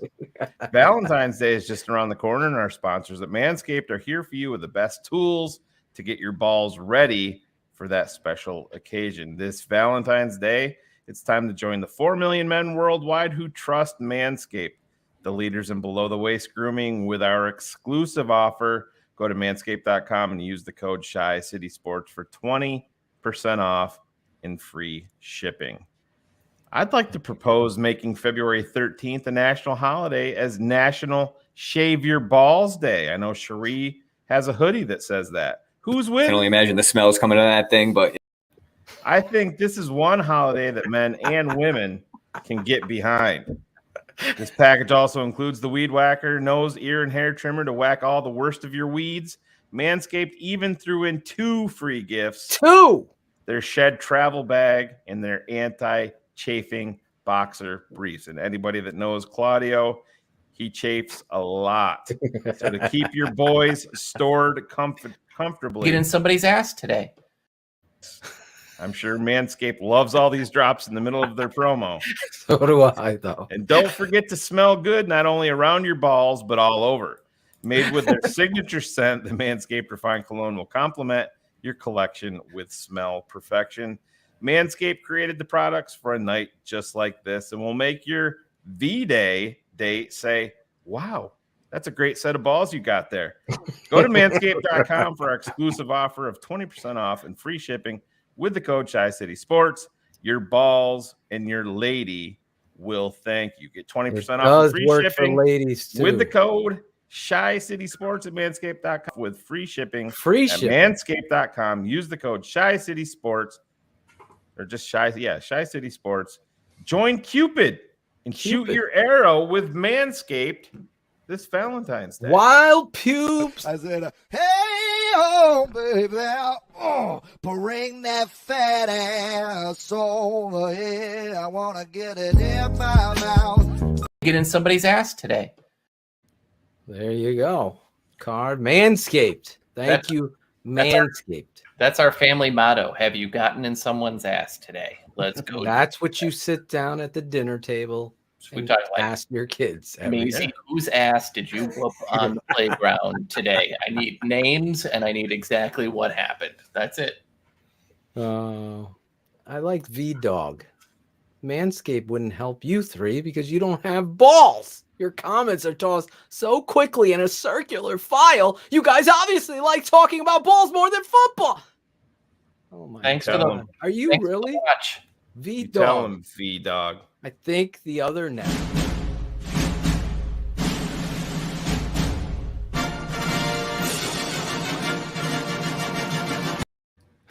V-Dog. Yep. Yeah. Past his Vagina bedtime. dog.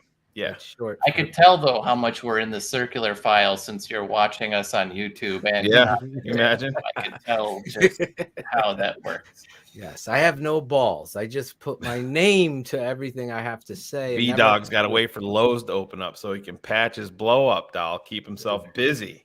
Poor V-Dog.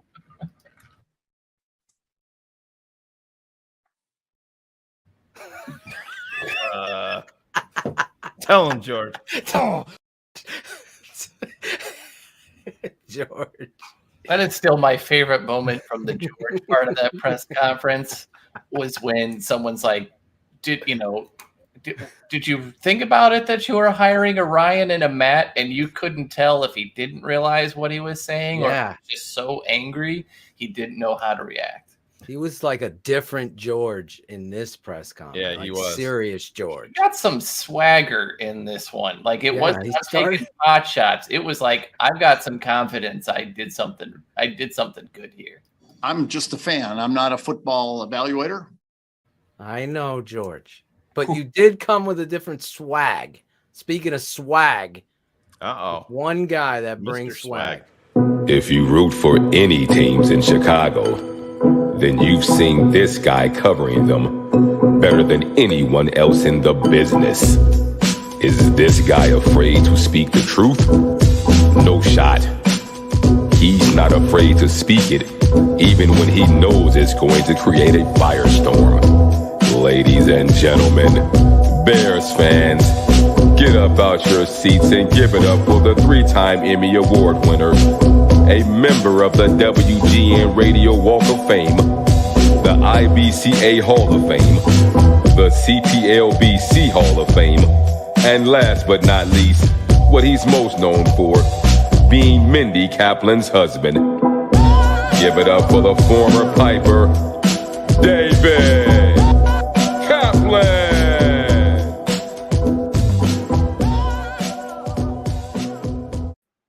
There he is. I am just pulling out of the parking lot at Loyola where they just trounced a really shitty Illinois State team. But here's the funny part of it. So I did not know the point spread on the game. I just didn't bother looking. It wasn't like I was going to bet the game. I was doing the game. This guy threw up a behind, like he's not even facing the basket. He flips it up. It goes in off the glass. It's the last basket of the game. They end up losing by 14. Illinois State scored the last basket.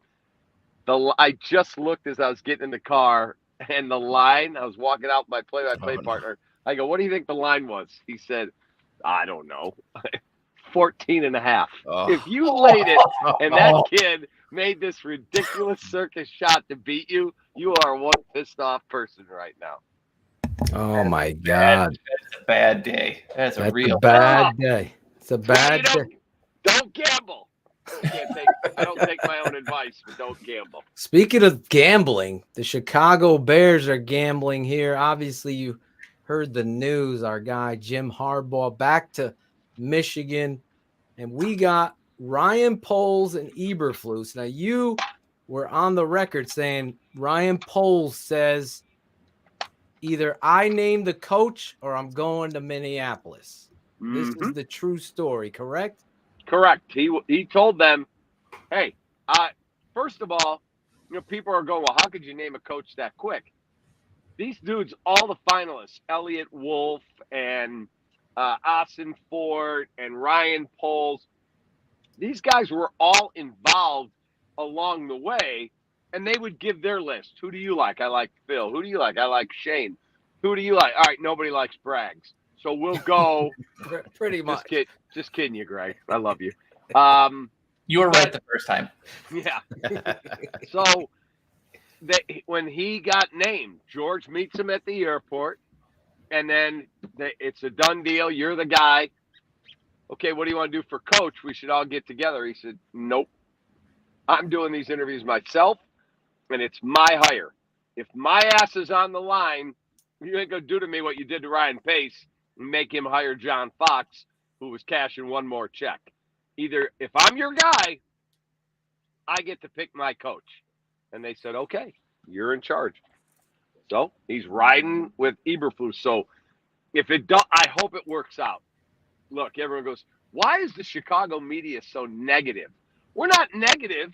George and Ted have to earn the benefit of the doubt. Right. You can't just automatically go, oh, I'm sure they got it right this time. Really? Why? Because they got Trustman right? No. Because they got Nagy right? No. So Fox? None of them.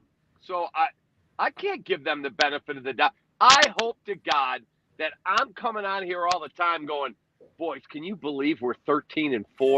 We're the number one seed. Nothing would make any of us happier. Nothing. But come on, they got to earn that now. Let's go. I totally agree. The equity has been burned. I said to every fan, you have to be in the middle. It's okay if you fold your arm, watch it, be hesitant, but don't belittle the facts. The facts to me, coach, was, as you're a coach and have been a coach, you saw that this guy speaking coach speak. That's because he is a coach. That's what he's hired to be. The acronyms and all of that stuff, I think, are good because they're the opposite of Nagy. There was no identity. There was no anything applied to the Chicago Bears of who they are and what they are till that presser. Are you of that belief? Yeah, look, he's a coach. You're exactly right, Phil. That's what coaches do, man. Exactly. They have their little, these 4 letters mean that in the end, did we win or did we lose? Is our quarterback any good? Did we get good players? And do you get them to play hard? In the end, that's all it really matters. Not mental toughness, extra effort. That was what one famous coach had, or this one's got hits or loaves or this or that. Hey, man, is Justin Fields the answer? Because if he's not, you're going to get your ass fired. Exactly. Yeah. Cap, when you saw Ryan Poles come out and immediately say after reviewing the tape he was actually sickened by the offensive line and their reaction to their quarterback getting the shit knocked out of him and nobody even goes over and helps him up. And when you see Ryan Poles in the position of power, and then he brings in the kid from Philly along with him, a former offensive lineman. Ian Cunningham. Yeah, Ian Cunningham. And you have Justin Fields already in place. Does that bump up your enthusiasm level with this group moving forward, that this is going to be a priority, building from the inside out finally on this team and making the offensive line a priority? 100%. And, again, we hired 2 guys who have never done it. Ryan Poles has never, ever once had to put his ass on the line and make a draft pick. But he has trained in a good organization. He continued to get promoted up the chain through 3 different administrations there. John Dorsey and Scott Pioli, who originally hired him, and then Brett Veach now tells you, most dudes, hey, man, sure you're good, but I want my own guys. They kept promoting this guy, so they obviously liked him. People who have great reputations have said, this dude is a winner. That's the guy you want building your team. So if he's got all these people that are willing to put their neck on the line and say, this is the right hire, let's go. Let's get it done. But when I saw Justin Fields get hit late, Kevin Jenkins, the only guy who comes racing over to drill somebody, and Jermaine Affetti is yelling at him, we don't need to take any 15-yard penalties. Oh, why? Because you'd rather be 7-10 than 6-11? Yeah. Stop. Yeah. Olin Kreutz said it best to me. There are times a 15-yard penalty is worth it. And that was one of them. 100%. Actually, it wasn't because Effetti got to be captain next week. Yeah. That's a whole other thing. Like, can you guys explain? Like, any team I ever played on, and I didn't play in the NFL, we would all vote. We had a special teams captain, we had a defensive captain, we had an offensive captain, and then they might.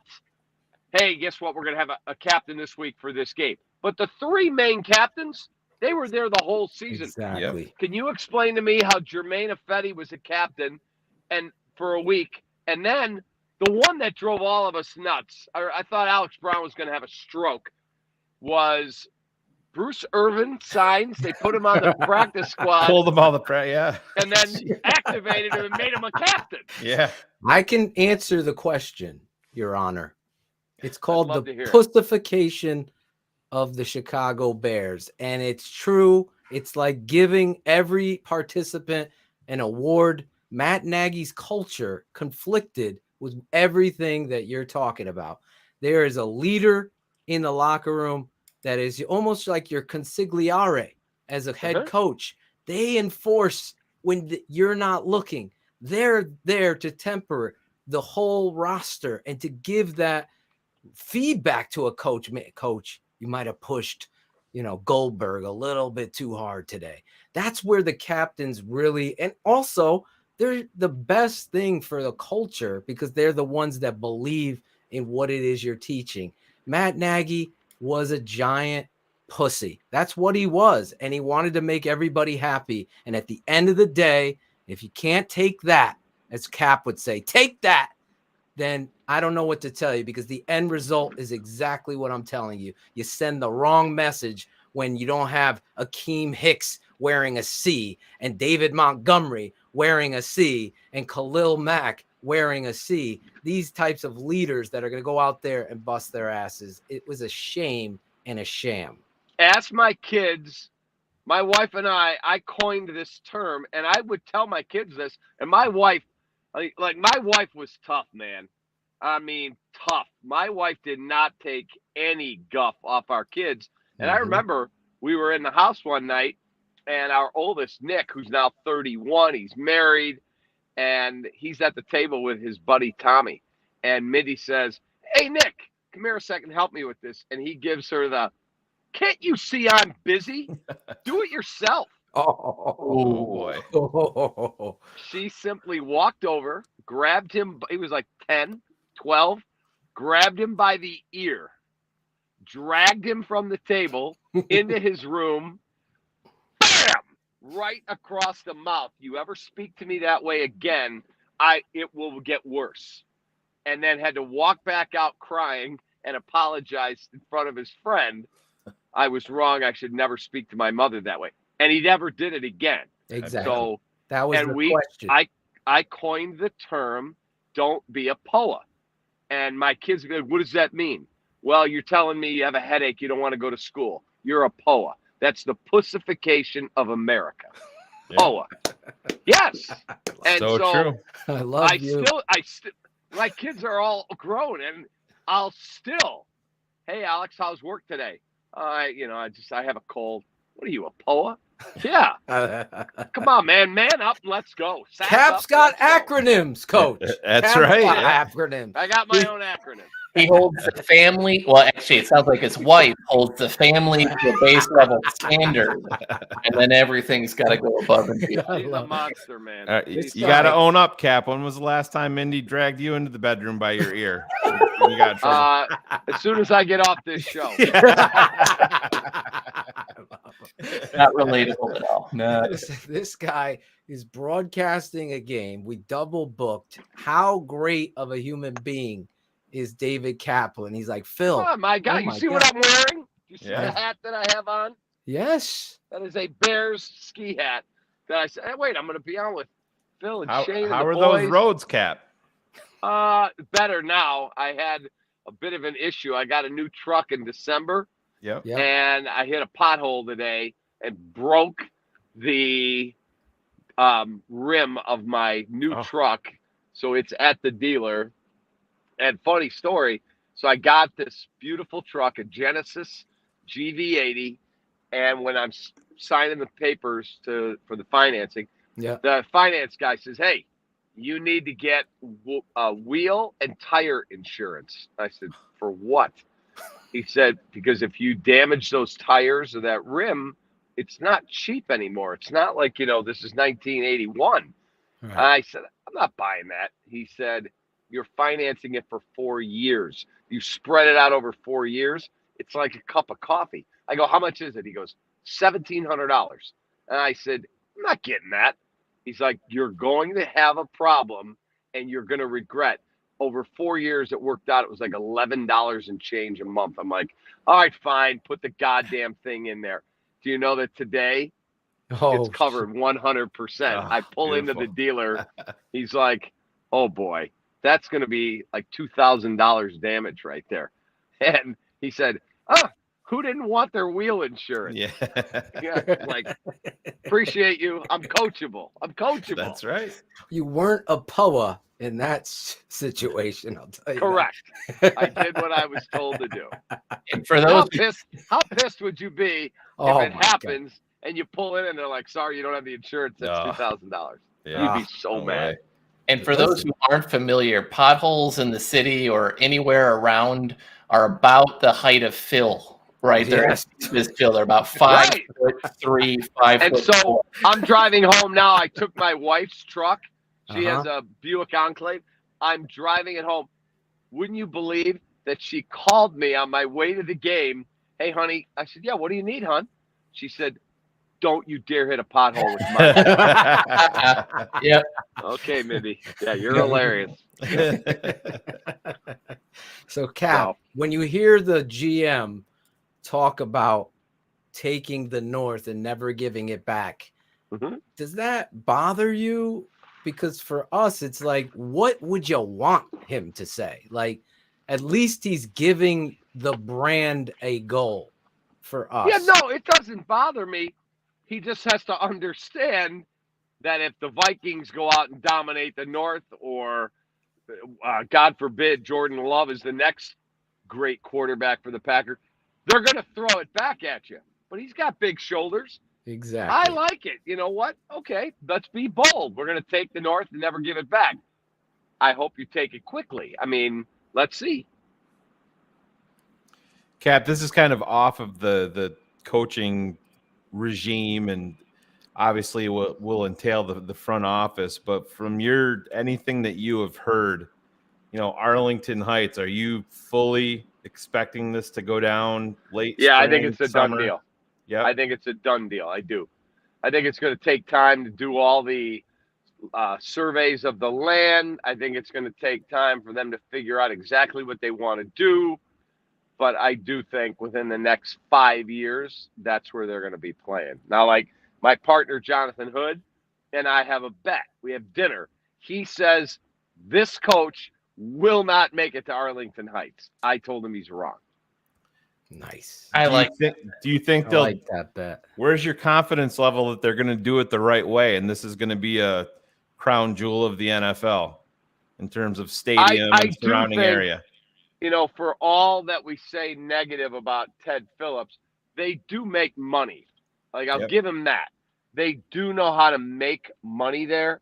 So I'll be surprised if they don't get this done and do it the right way. Because, look, this will be the last stadium that's going to get built for this football team for a long, long time. Oh, yeah. It's for future generations to make that a cash cow. So I'll be shocked. Now, do I think it's going to be SoFi or Jerry World? Maybe not. But I do think it's going to be retractable roof. They'll have, the bars and the restaurants and the shopping and the sports book. And, yeah, they're not stupid. That franchise is worth north of $4 billion now. Yes. Can you imagine if you add all that your own to stadium? it? You get a $12 billion franchise then. Absolutely. Blink of Will an it be eye. grass or turf field, in your opinion? So they never wanted to pay. They've got the worst field in the NFL. They Right. never wanted to pay to put the turf in. And every time I had a chance to ask Ted Phillips, it would be, "We're still studying it." I'm like, the last time I talked to him, I said, "Still studying it?" You guys have been studying it for like 25 years. Like I asked Tom him. Bra- I asked George that question in New England. He's like, you know what? Ted has done a lot of research on it, and we like the traditions. So my wife's sitting there, and to her credit, she's like, but traditions don't win Super Bowls, right? Right. And that's Your wife's correct. exactly. Didn't they So- win the Super Bowl when Soldier Field was turf? Am I correct? I think Soldier Field was still turf in Yes. 85, correct. So there you go. Sell that. 7. Take that, George. Take Let that, me ask- George. But here's the other thing. So like Green Bay has a natural turf with synthetic fibers that are wound through it. Yep. The same thing in New England. Like if it's good enough for Tom freaking Brady to play 20 years on, why can't Exactly. we get that? I'm not asking for you to play on cement. Come on. Put the turf on. You're drafted. Let me ask you this real quick. Jay Hood, your partner. What is he talking about? Justin Fields versus Kirk Cousins. I almost want to drive all the way to Chicago, yoke him up, all 5'7" of me, in his he's analysis. 6'3", What? 350. That's all right. I'll fire out. It's not the size of the dog in the fight. It's the size of the fight Exactly. in the dog. Exactly. So he said, right now, today, who would you have? And I said, I know what Kirk Cousins is. You can't win with him. Right. I know. Is he a good player? Yeah, he's a solid quarterback. I don't believe you can win a Super Bowl with Kirk Cousins. Maybe we'll all be proven wrong. So my response to Jay Hood was, hold on a minute. You know you can't win with that dude. You don't know you can't win with that dude. And that dude, Justin Fields, has a lot of the qualities we're looking for. I'll roll with that guy. Yeah, the kill shot is you put them both on the open market. Everybody's going to Justin Fields before they're going to Kirk Cousins. No question. That's a great point. Except Chris Spielman. Yeah, right. Exactly. There's no doubt about it that I don't know how Jay Hood flip-flopped from his praises of Justin Fields to this. It just baffled me how that transpired. So I'm, again, never get to be there with you. I got to defend my boy Cap for standing in truth and being truthful in it. I appreciated that. And I love my guy Jay Hood, but we battled on that one. Oh, yeah, it's not even a battle to me. Like if you walked into somewhere and there's 2 meals and one you go, I've had that. It's really not very good. It's okay. I'll at least have my stomach will be full. Or you looked at that one, you go, that looks really delicious. I don't know if it's good, but I know the other one I don't want to eat. Then I'm eating that one. Exactly. I think the tiebreaker should just be to ask Stephon Diggs which one he would rather play with. That might answer the question best for everyone. That's a very good point. Very good. Cars, you had the question? No. Oh, I thought Just you here for did. jokes occasionally. Oh, you're just there for jokes. Cap, you look at this football team. Bill Polian was on your network today talking with Waddle and Sylvie, and I gave them credit. They did a great job. But I felt it was very enlightening. 2 things I wanted you to talk about. Obviously, there was this rumor that Poles kicked Bill Polian to the curb. That kind of was shut down today by Polian, that he kind of wanted Ryan to do that. The second thing was Polian doubles down on building, after looking at the roster, which he did his homework, this offensive line needs a lot of work. So when your GM is openly in February saying that's where they're going to attack, that's what they want to be. Have you ever witnessed that in Chicago, where they're that transparent right now? Yeah, Jim Finks. There you go. And you're too young. Jim Finks came in. First thing he did, he drafted Ted Albrecht out of Cal, Dennis Lick out of Wisconsin, eventually Jimbo Covert out of Pitt. He just kept throwing high first-round resources at the offensive line and then converted Mark Bortz from a defensive lineman to an offensive lineman.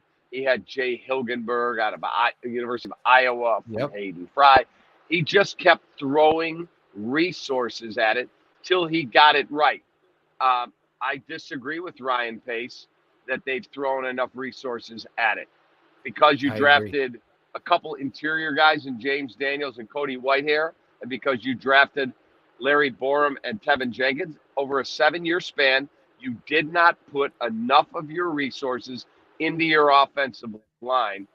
But I still will tell you, the worst decision Ryan made was not Mitch Trubisky. It was not Kevin White. It was not addressing the offensive line. It was hiring Matt Nagy.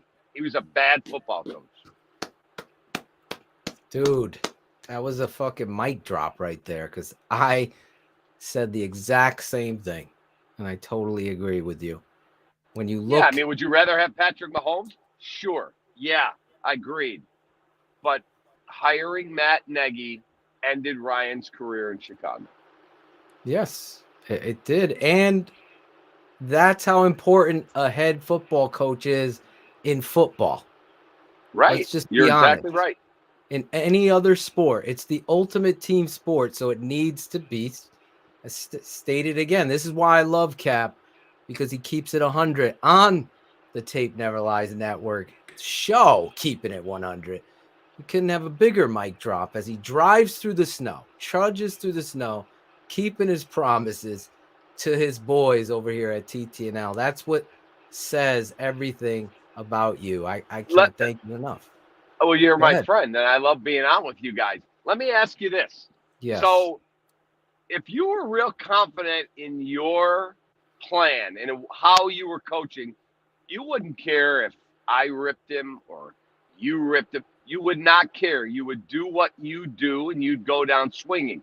So, explain to me then why he starts Larry Borum, and Larry Borum actually plays for a 5th-round pick, played pretty well. Yes. The next week, he sits him. We've got to play Jermaine Ifedi. Wow.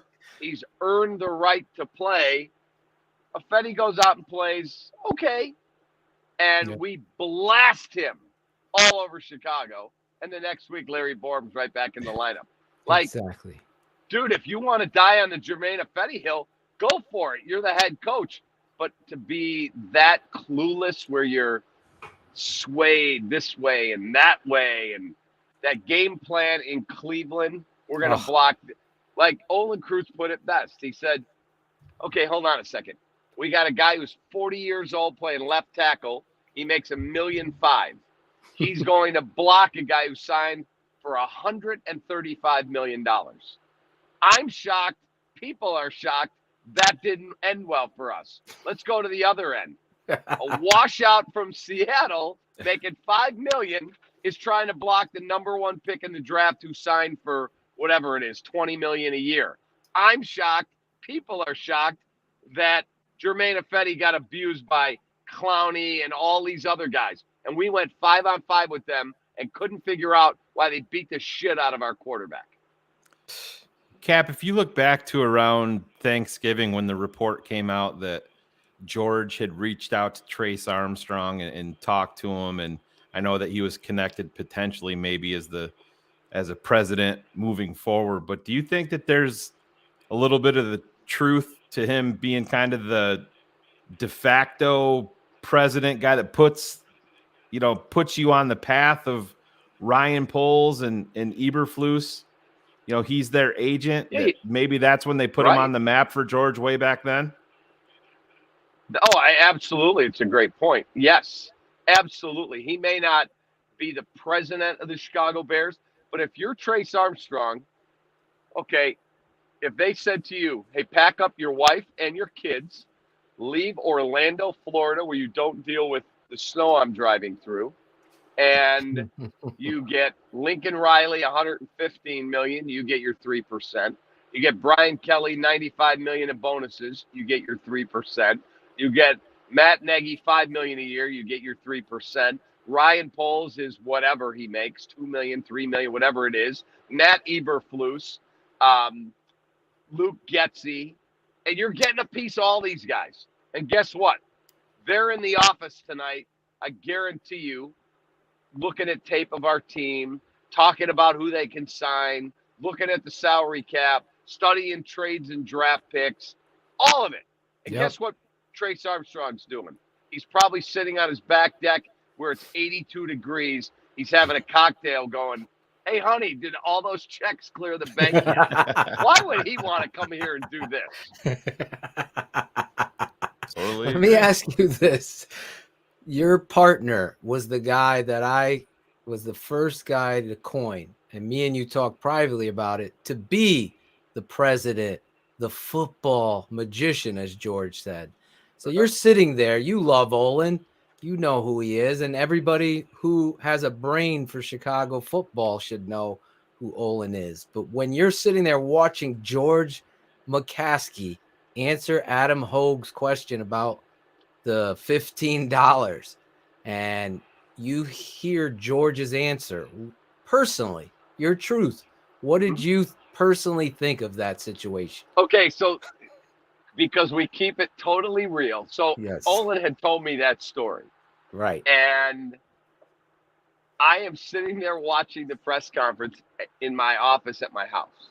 I'm watching this, and no one has asked about the $15. No one. So I'm texting Wiederer, I'm texting Haw, I'm texting all these guys, and no one has asked the question because they're asking other, important stuff. I text my boy Hogue. I'm like, dude, you have to fucking ask about the $15 an hour offer. Right. And bam, here it comes. Bam. Adam Hogue, I love you. He asks it, and George takes the flamethrower to Olin. I pick up the phone. I go, Big O, you watching this? He goes, oh, yeah. I absolutely am watching this. And Olin just did like 3 or 4 interviews around here and just buried him. Because it's true. It is a true story. He called up Ryan Pace the day Ryan got fired. Ryan's a great, great dude. Like, you'd really like him. He made mistakes. He lost his job. It is what it is. Ryan, his phone rings. It's Olin Kreutz. He answers the phone. He just got fired 5 hours ago. Olin's like, hey, man, I'm sorry it didn't work out. You're a good man, blah, blah. Can you just – I'm a little whacked in the head sometimes for getting hit so many times. Did you offer me $15 an hour, Ryan Pace? Yes, we did. There it is. And then he called Harry Heastan and said, Harry, what was the offer you presented me? $15 an hour. It was the way the Bears have explained it is that they have this like standard contract that if they said to you, me, and Shayne, hey, could you guys come to camp and, field footballs for the backup quarterback or help us carry the water just $15 an hour. That's what they'll give you because you can't work for free. Insurance, all that stuff.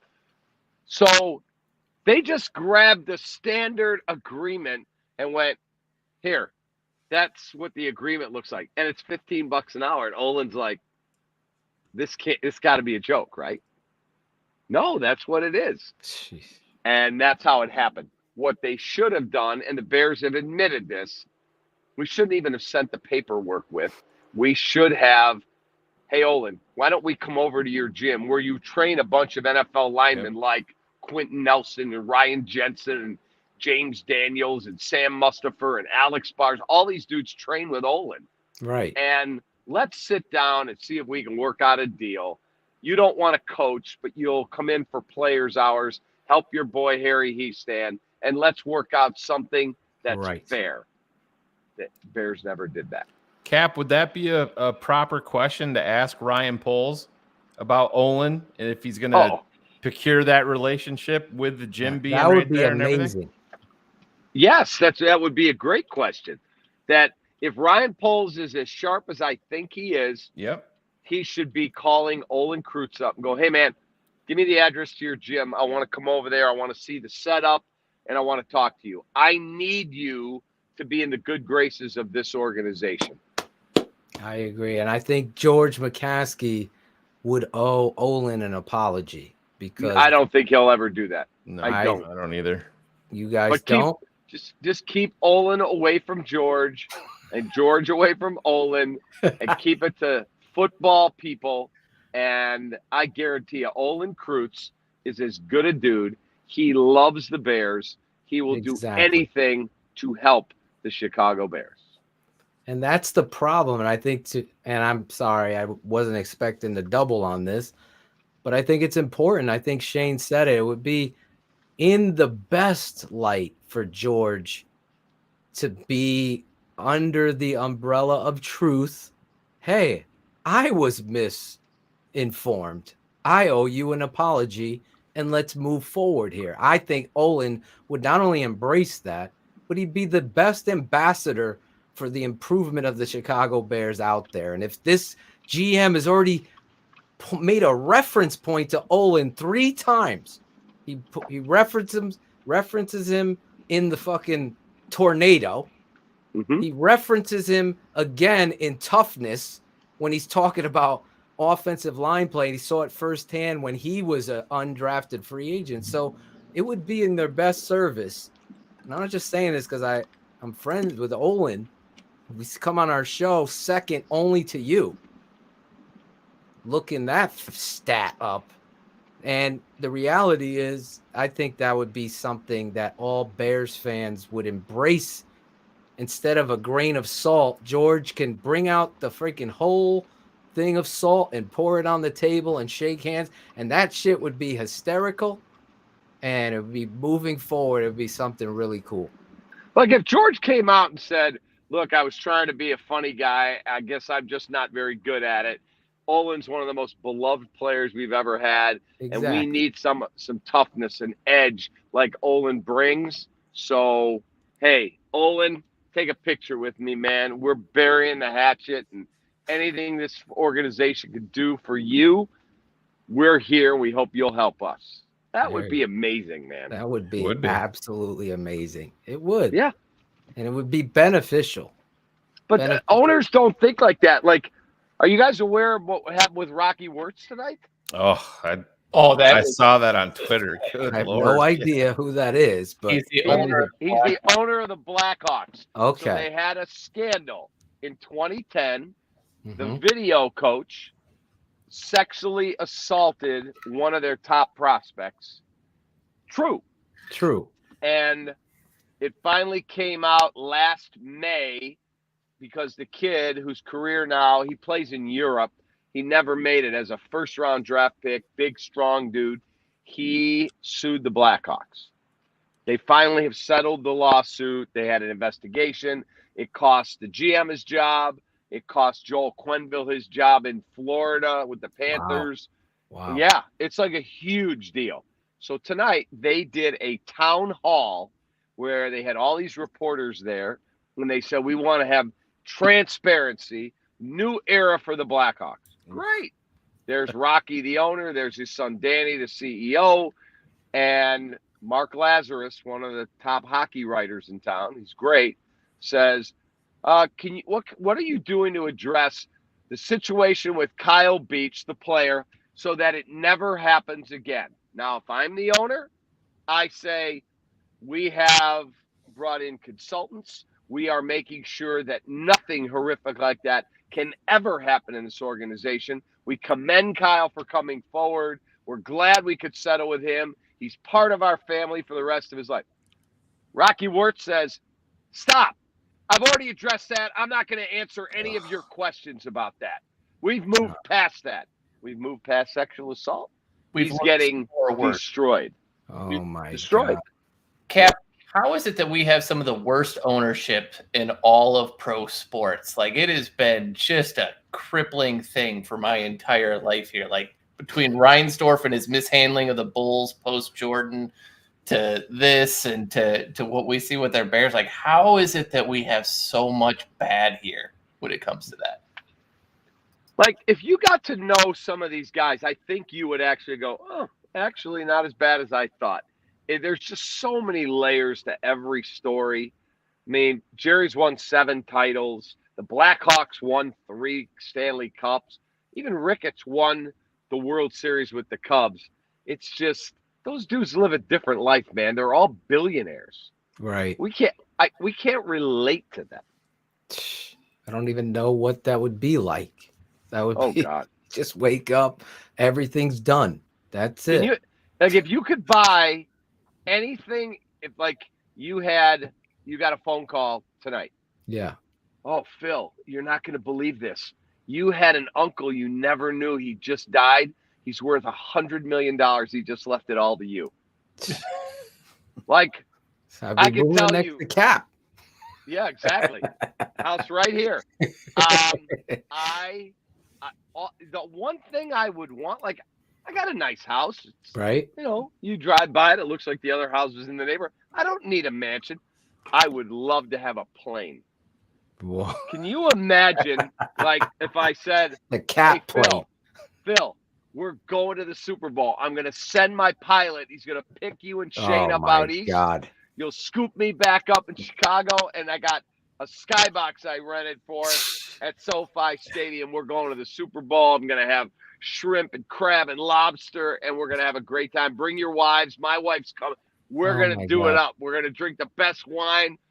If you had $100 million, like, I don't need the mansion and the butler and the. Give me a plane where I could just experience life for whatever time I have left. Hey, guess what? I want to go see Bruce Springsteen. He's playing in England next week. Let's go. Oh, man. I want the Jerry Jones boat. That's what Ryan Pace had it. He just bought a bunch of shitty quarterbacks. Cap Force One. The Cap Force One. Cap Force One. You got it. 100%. I love it. Listen, I know you drove home in the snow. I'm in my driveway. On the best show covering the Bears. This guy, David Kaplan, is a true friend. Anybody that says or talks shit about this guy, I go to another level of protection. Just because I know the integrity that you carry yourself with, this whole network does. You do a tremendous job on your show, fighting off Jay Hood's stupid takes.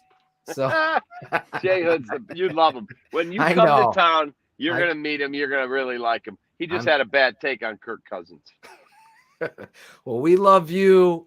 Obviously, feeling is mutual. Hey, Shayne, how's your son?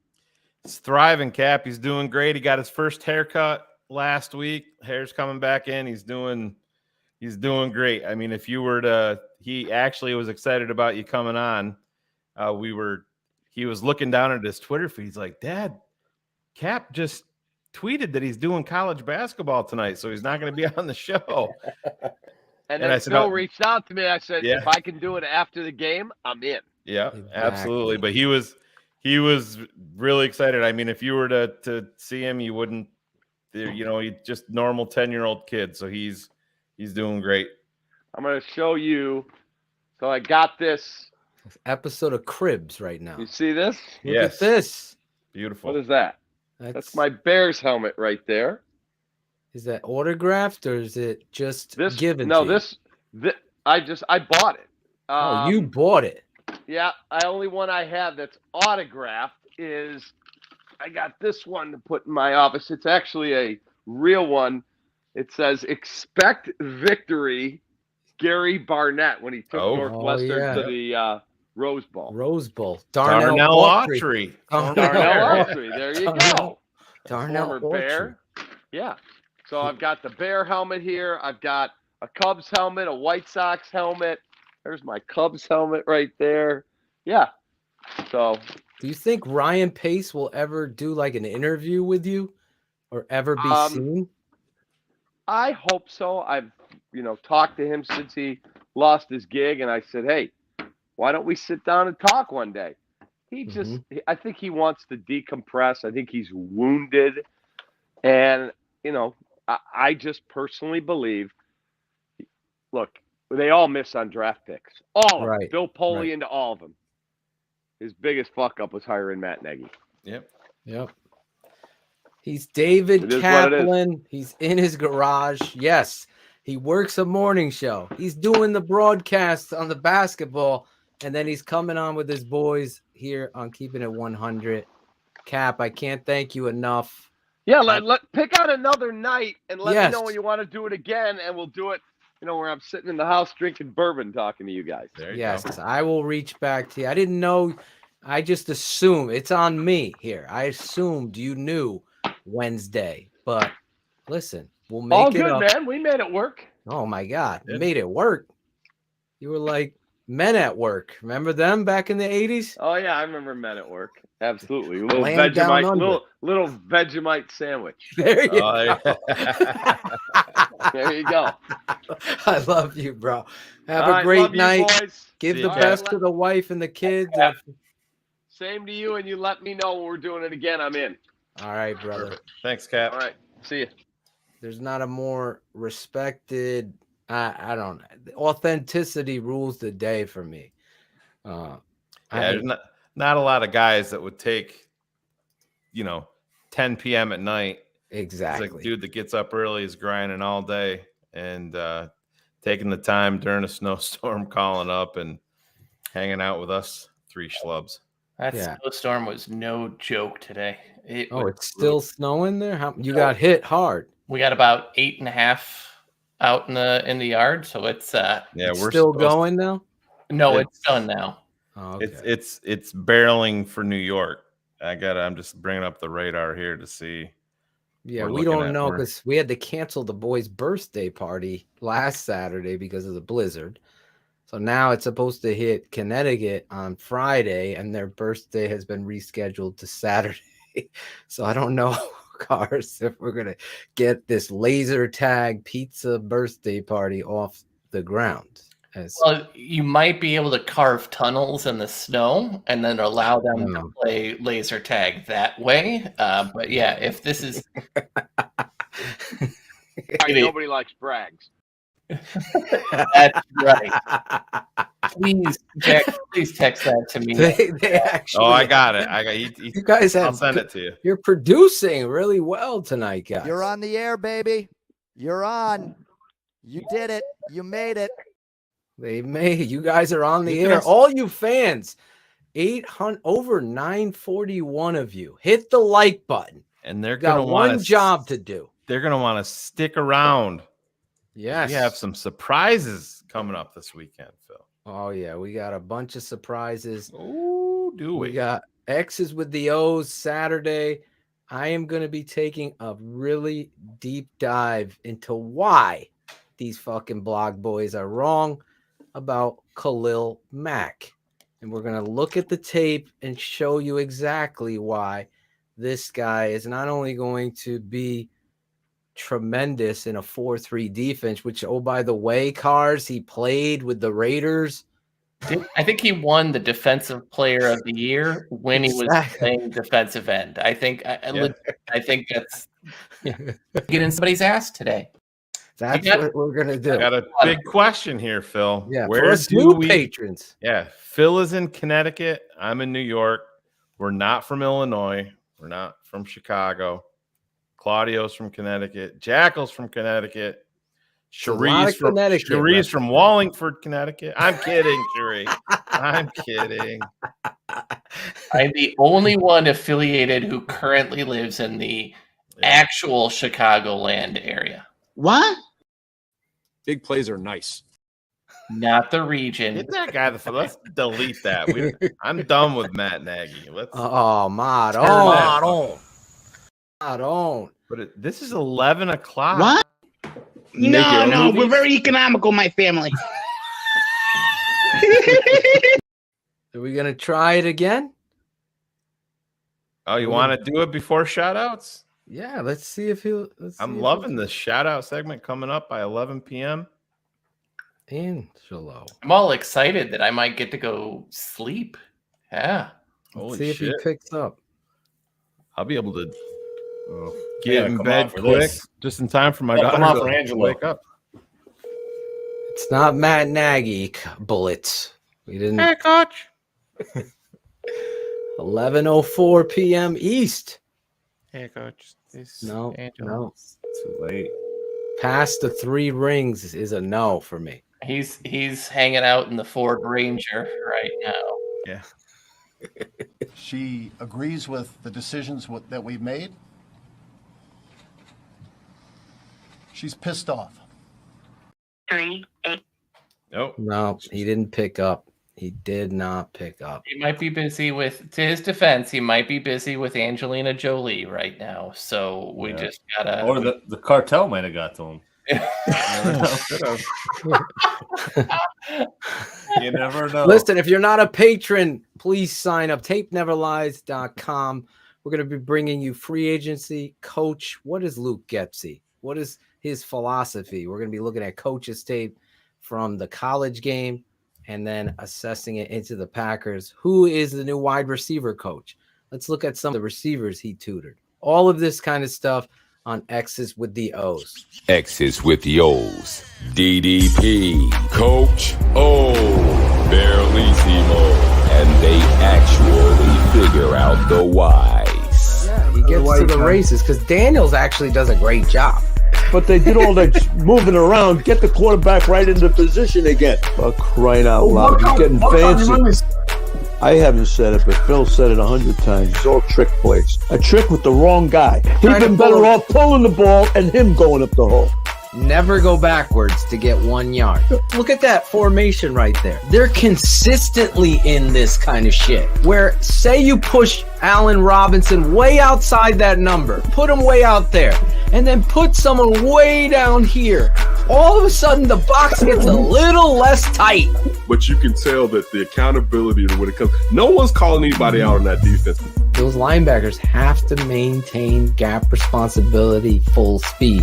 You got to press that thing inside out. So when he oversets here and he gets outside, that step, that right foot step sets him too wide. And now you've turned that defensive end into a two-gap player who can tackle inside or outside your fuck. Matt Nagy sold himself because he's a good talker.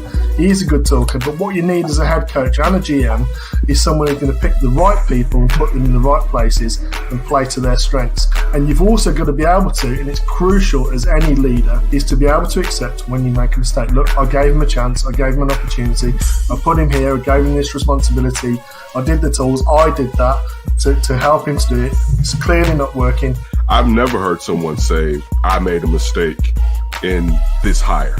And I mean, regardless of if you're not a football person, you still hired someone. I'm going to tell you something right now. Those coordinators and everybody that's coaching on its staff could be great. If you got a guy up there that's a schmuck, you're not going anywhere. And that's what's happening. And when you get a real leader, he'll hire the guys that are going to do the job. Get a coach in here that puts a priority on accountability, game planning. I don't see any of this. If I was to assess any coach and they're in shotgun on 4th and 1, fire that coach. It's just so much that you could do from under center that you can't do in shotgun. Plus, you're not 5 yards away from the line of scrimmage. The Bears culture, for me, all the way back since I was a kid, was the toughest guys there were. These guys are pussies. Breaking down the key plays, big moments, and take a deeply detailed look back at each week's big play performers. Oh my God, Mickey Mouse! Exclusively for TTNL patrons. X's with the O's. X's with the O's, guys. This is Angelo Marino from Wallingford, Connecticut. I'm on the show, Keepin It, Keeping It 100. I was freezing in my barn because there's no heat, so I'm in my Federal Ranger. I'm going to be waiting until 11:30, and then I'm going to go sleep, man. I can't take it no more.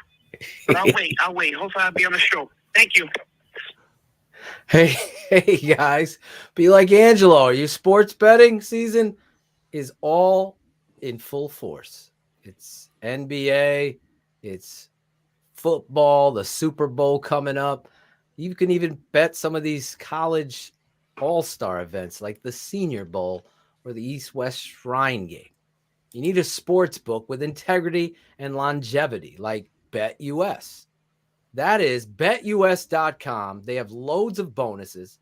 Join now or call 1-800-69-BET-US. That's MyBetUS. You receive 125% sign-up bonus by using the bonus code promo code ChiCity125. That's ChiCity125. They have re-up and referral bonuses also. So BetUS is known as America's favorite sports bettor and sports book for all of these reasons. Follow my lead. Get on your phone or your online or social media. Find a social media sports betting partner with integrity and longevity like I did. BetUS. You bet, you win, you get paid. It's BetUS.com. They sponsor us. Put in that promo code. You're going to get 125% bonus, or Shy City 200. You get a 200% bonus. Do it now. BetUS. Thank you. Angelo, make that bet. Wallingford's finest, right? No? He says no. Eddie Jackson doesn't like that. Also, got a lot of this coming up here. That'll be coming up. Draft Mob. Marsaw, Atoshin, and Bayless right there. Draft Mob. Sundays. Remember all the shit we took for that last year, Phil? From we took so much other networks that are fucking dissolved and You fuck yourself. Exactly. That's what cars. I hear their charity is doing really well, though. Now, Draft Mob will be breaking down all of the draft prospects under the umbrella of fits for the Bears. We're not going to just be breaking down the quarterbacks top 10. Obviously, we focused on the needs. So offensive line, wide receiver, got a new wide receiver coach, a new OC, a new DC. There's a new safety coming in here. Is a new middle linebacker. Is there a great backer? We talked about the linebacker from the Chiefs. That was one of Shayne's favorite guys, the rookie over there. Now you saw him lighten it up near the end. That kid was a ball player. We broke all of this stuff down last season. We're going to do it again to continue with Ryan Poles. To take over the North and never give it back.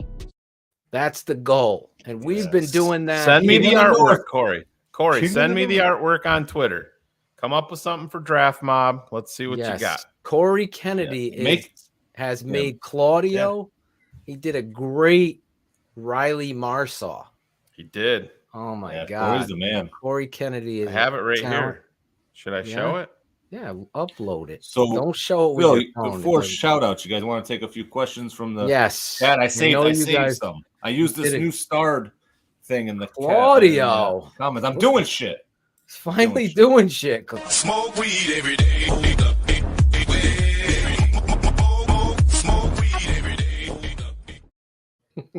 Claudio never gets old.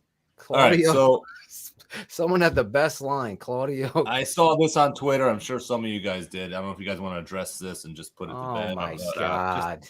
It's not even worth my time. Bleacher Report, no. I'm an idiot. We don't have Cap. Flush it.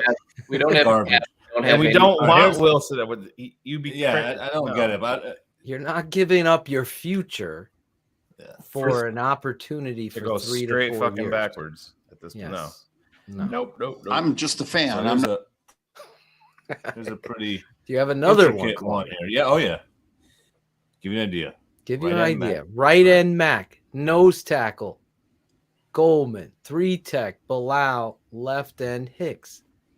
No, Robert Quinn is playing end. Akeem Hicks will be that 3-tech, and Bilal is gone to me. Knowledge had a couple. I don't know. He had a couple crazy ones in there tonight, but I don't get the Robert Quinn. He is a hand in the dirt guy. That's where he wants to be. He came to Chicago because they paid him so much fucking money. He didn't want to be an outside linebacker. He feels like he thrives, with his hand in the dirt. And that's what he's going to do this year. Your knowledge is that untamed. Sign up for Patreon. It's going to help you out with these football takes. I'm telling you right now. That's not me being braggadocious, but I'm going to show you why you can't believe. Remember, every fucking person except our network said Robert Quinn's a bust. He's a nobody. They overpaid, and we said no. Watch the tape. All right, nobody likes brags. 3 out of the 4 of those guys aren't going to be on the football team next year. Right. Like, there's a big exactly.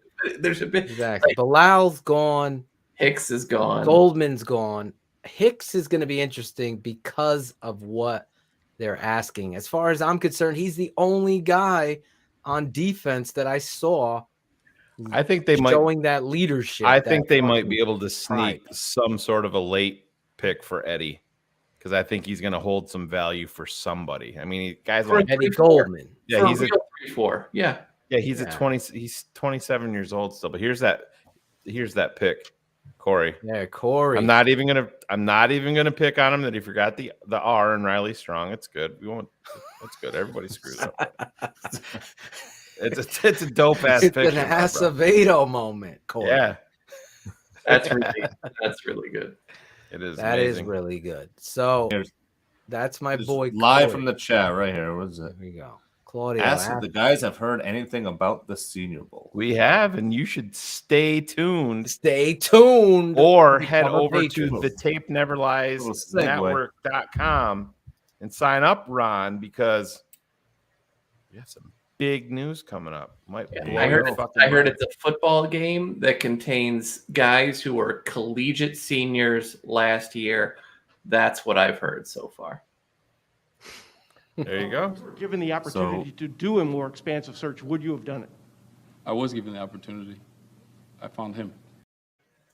Yes, I love that. So what are some... The beautiful thing about the NFL is what you see on tape usually is a reflection of the person behind it. Can we play this one more time for our TTNL fans? Sorry, Claudio. No, go ahead. I think this is really important. I don't know, Cherie, have you heard me say this maybe 1,000 times? So the beautiful thing about the NFL is what you see on tape usually is a reflection of the person behind it. There you go. That's a great drop. Is that I think they will tackle, say Tape Never Lies at one point. or is that a Caden Winslow catch right there? Winslow. He changed his name? Caden Whitlow. Whitlow. Holy shit. I'm sorry. Thinking of Caden. Kellen Winslow. Kellen Winslow. Exactly. Dude That's smashing exactly his what- fucking tricycle in the school parking lot. Junior. Senior was playing ball. What are some wide receivers you think they'd sign? Cars? Do you have any names? So yeah, I think they'll look at Mike Williams from the Chargers. I do think they'll take a look at Godwin from the Bucks. Yeah. Christian Kirk, I think, from the Cardinals will be someone else that I would really look at, because they want speed.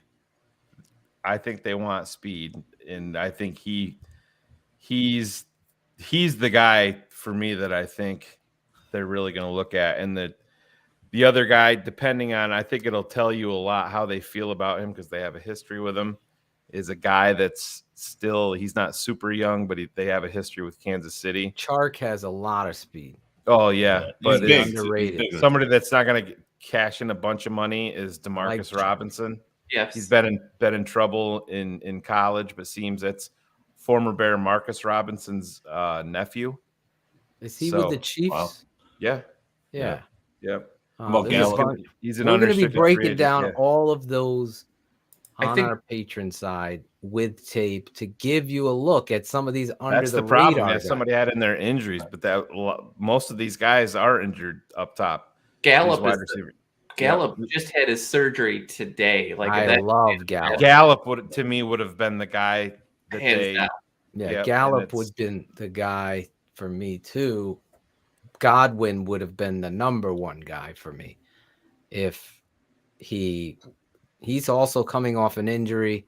He's deeply religious. The other interesting Godwin, name and is he you fits saw their him culture. flash a lot in the playoffs for Buffalo is Isaiah McKenzie.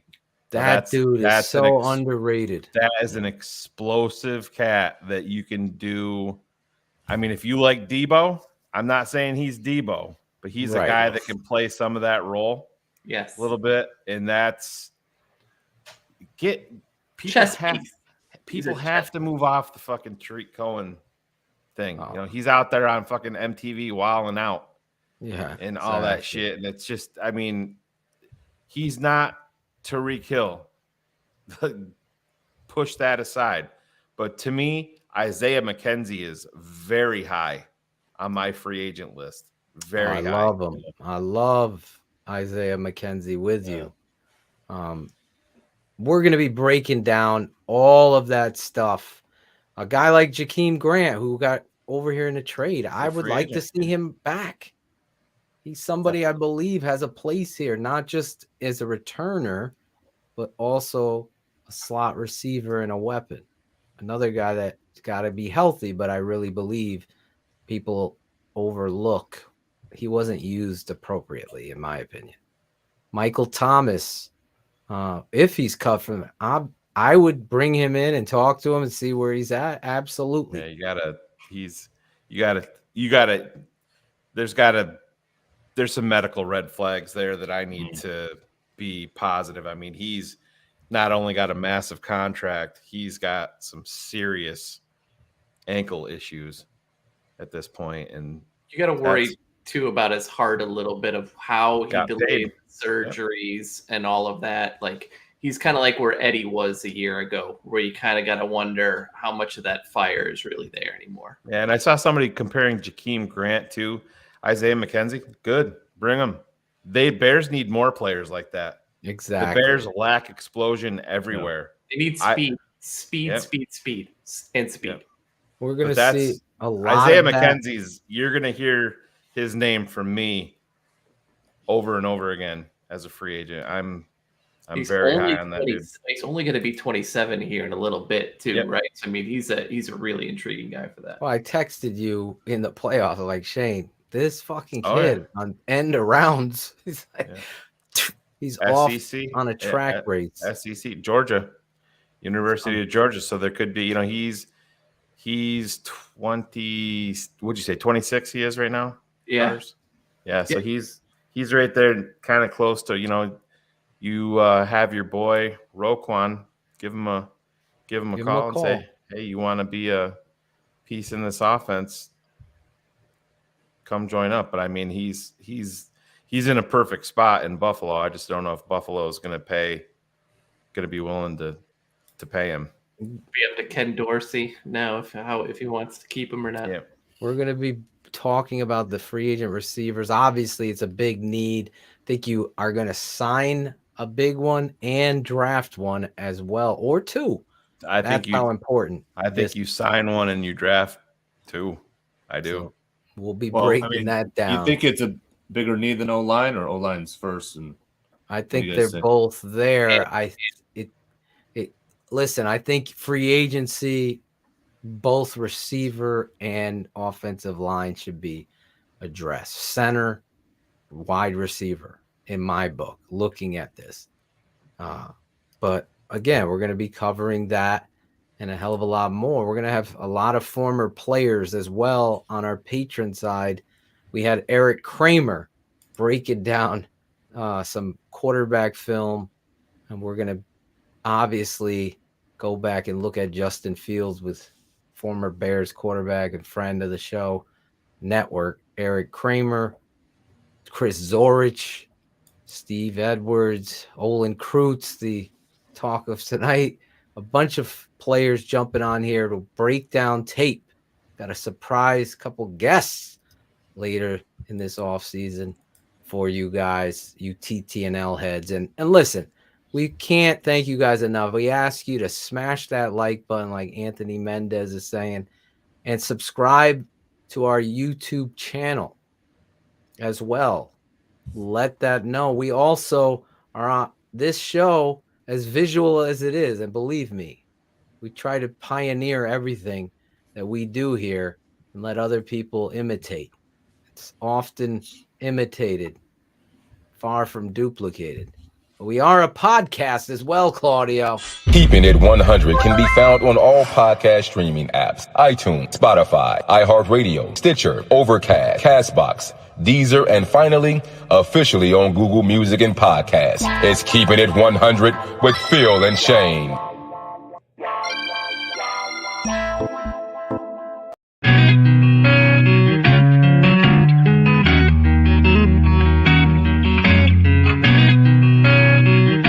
Shout out Tape Never Lies.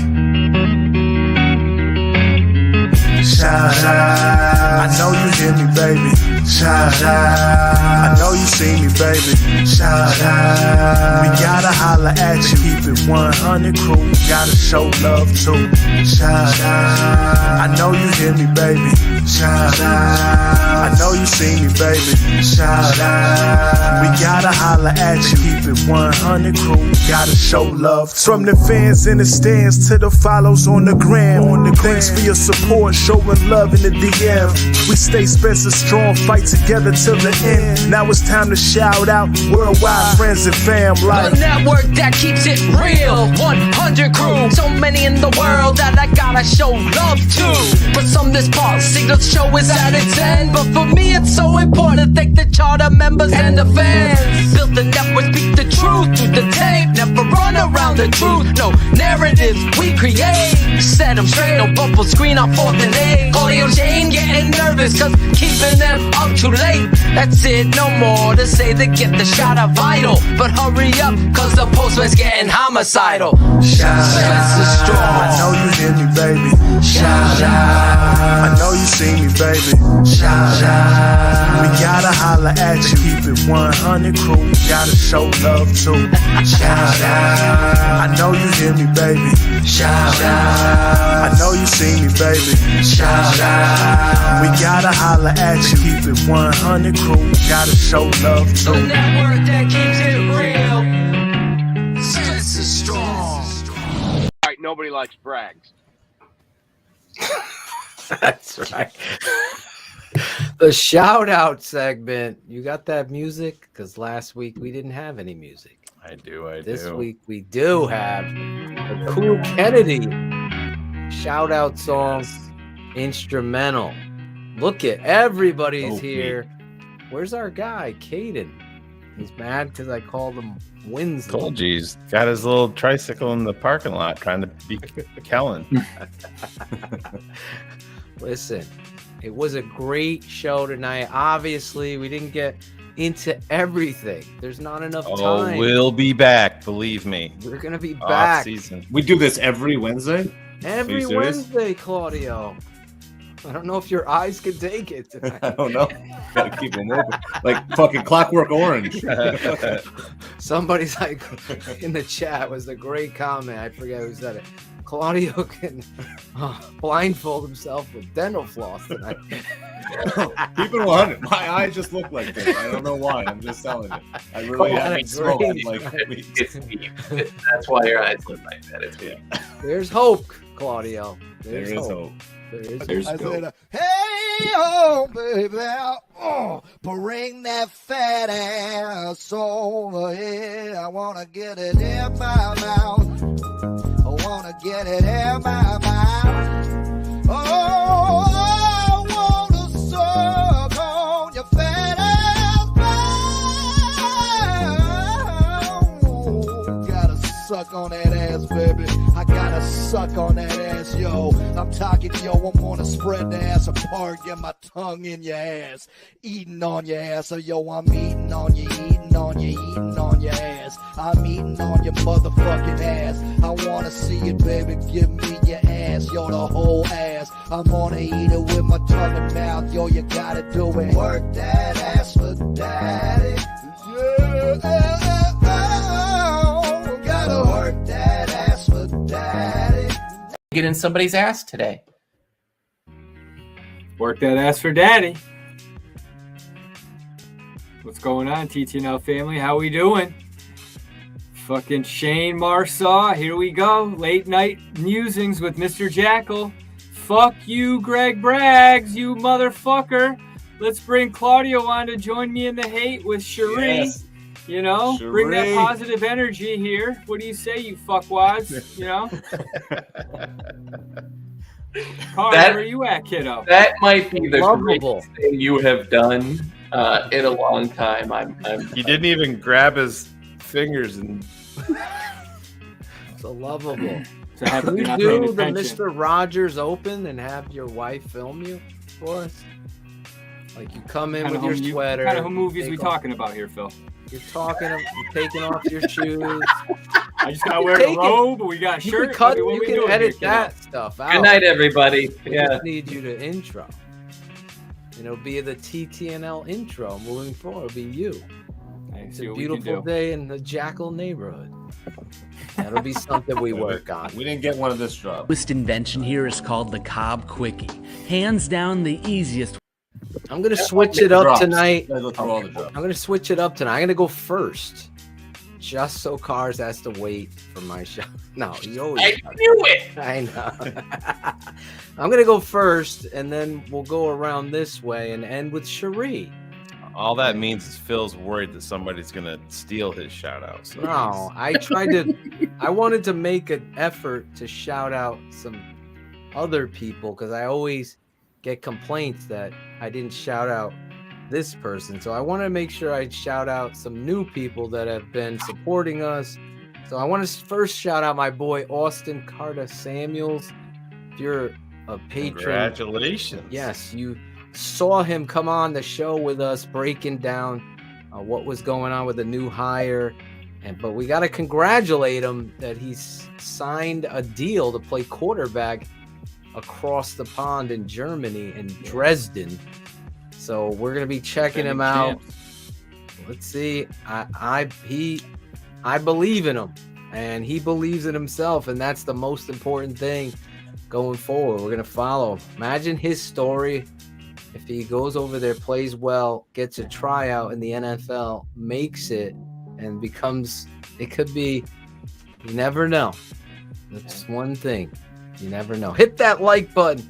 Jason Onstad. Guy bought my dad a whiteboard, Shayne, with Nice. Expo markers, sending it to me. Went out of his way after we talked about it on X's with the O's and did it himself. So thank you, Jason. You didn't have to do it, but the fact that you did do it, that's just compassion. Anthony Paget. I hope you're there watching tonight, shouting you out. Me and Shayne are gonna sit down and talk with you. He sent such a nice email to us, and he has some ideas to better the network, even better than it is now. Bilal Mackay, who set his alarm, Shayne. I think he's in Czech Republic or some place like that. Never heard of it. I'm not good at geography, as Jack. Straight next to San Francisco. If you look on the globe. But Bilal Mackay is listening in, set his alarm for 6 a.m. to watch the show. Look at that. Angel Ramirez, Jason Pressa, Roberto Garcia, not Garza, Garcia. Keith Sawa, happy birthday to Keith. Ant Gambardella, he's a Washington Redskins fan, but he loves our Commanders. show. Commanders. Oh, yeah. They're Washington canceled. Commanders. They're canceled, bro. Do you like the Commanders or not, Did guys? you see the drone footage of them going? They leaked it the night Yeah, before. they zoomed into the stadium and they had all the signs up on the inside. I think Joe saying Theismann Commanders. accidentally leaked it on a broadcast interview, too. What do you think, Shayne? Commanders, thumbs up, thumbs down? Not a fan. Me either. Admirals was better. The Commandos. You're gonna call them the Commandos. The Don't color call them scheme looks pretty dope. I like the uniform or with the Commanders. helmet. But yeah, the W in the front. yeah, Yeah, it does look dope. Not a fan of the I Commanders. almost like either. football team better than Commandos. Anyway, Yeah. It is Ant better. Gambardella's It is birthday. better. They sound like an MLS team, speaking of soccer. He's a Commanders fan. Oh God, Yes. we don't But talk he's a about patriot. soccer here, Jackal. Just saying, man. You brought it up before, bud. Oh No, my you did God. it. It was on your notification. USA did beat Honduras. Can only imagine the smells coming out of that thing, but you know. Yeah.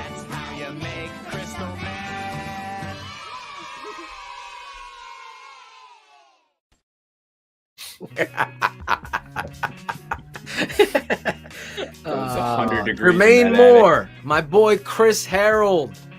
Love that dude. Big fan of my Brandon Livingston, as you put up his comment just now. That's funny.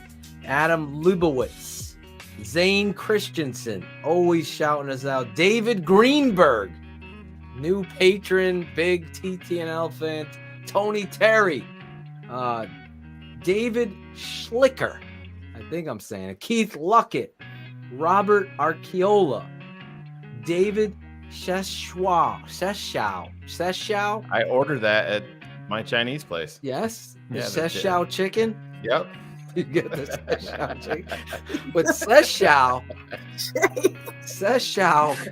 bought a Performance Over Politics t-shirt, was rocking it today, Shane. Nice. Bring that up. I know Jackal's on it. Look at that. There he is. What's the bird's name? Oh, look at the bird's name. I don't know. General Tso's chicken. Sheshao, and we'll have to ask him. Don't let that bird get is that sucked AJ? up in that big vent up in the ceiling there. That would be fucking terrible. Is that bird's name AJ, Shane? AJ the parrot. AJ the parrot. He's probably going to Seattle with his uncle, right, Sean? Yeah. He had this follower that would, whatever Shane and I would say, he would rearrange what we said and call us. Say the same thing and tweet it Eric out. Lambert? Oh my God, no, he's worse because he's taking what we said. Anyway, Jerome Ransom, Cody Hahn, Corey Kennedy, Chris Price, Paul Attic. What goes on in his attic? I don't know. Tim Markovitz, Sal Hermani, Ninos Adams, Luigi Zaccarelli, Claudio. Luigi. the Paisan. He's a Paisan. Vito Faiello. Maron. Vito, I hope everything's going good with your dad. Toby Hill. Tell Carrie Paul where he Fajias. gets swag, Phil. What's that? Tell Paul where he gets swag. Paul, I just shouted you out, Paul. Look at this in the attic. You don't get the swag in the attic. You put it on ttnlswag.com. Head over there. Get yourself a hoodie like this. Maybe a Performance Over Politics. Stats are for losers. Look at Cherie. She's rocking. Look at Carr's hat. Jackal simply. Get your Mr. Rogers. Simply doesn't fucking do it. He doesn't support this network. No, that's bullshit. Doesn't buy any swag. Fucking fucking shit. We don't have any hoodies in 4T. 4T. Hey man, I'm at 6'7", bro. I got the 6/7, motherfucker. Come on, man. V-neck. Guys, we get him a V-neck. Shane. Oh, I love you. Woodruff Key guys who was in the chat tonight, and Ron Burks. I want to thank all you guys. Early Deloach, I see you right there. Still got the BHL discount? Why, yes. Yes, we do. Put in the code BHL20. Get 20% off swag and free shipping. Chris Jackal! Yo. I know you hate on certain people. Hate. Oh, man, I love everybody, man. You know, I love everybody. I'm just in full of love. Great job tonight, cutting up a lot of the coaches' stuff for us, getting us ready. Here, you have any shout outs? Shouting everybody out here. You guys putting in that work, putting out some great content here for TTNL and all the Chicago Bears fans out there. And like and subscribe, YouTube channel, Twitter. Follow Shayne out there. I know you aren't a Twitter guy now, Phil, but get over there on Instagram, and follow that gentleman at ottochan.com or whatever it's called. Phil _ Otoshin for those of you listening at home.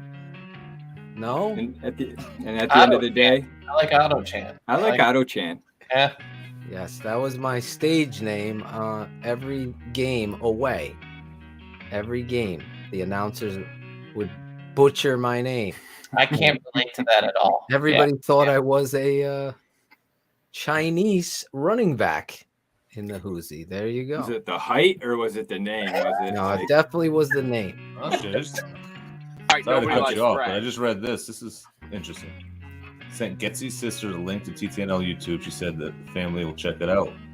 Well, there you go. Let her know it's very adult. Shout out, VF. Yeah. Shout out you, VF, and Getsy. We're excited about Getsy. We're going to be breaking down Getsy. Yeah. Obviously, so much to get into. Next week, we're going to have Alex Shapiro from, where is he? From NBC Sports, Shayne? Alex. Yes. Alex Shapiro covering the Chicago Bears on the beat. He'll be on the show next week. Keeping it 100. You're going to want to keep your... Oh, it's Vito. Vito changed his name. VF. Hey, Paul, It's amazing how quickly when this show goes downhill. Dude, once you put me and fucking Cherie on it, all the over the fucking North and shit never goes give it back. downhill, guys. I'm sorry. This is when we have Breaking news. The Tape Never Lies Network. Breaking news.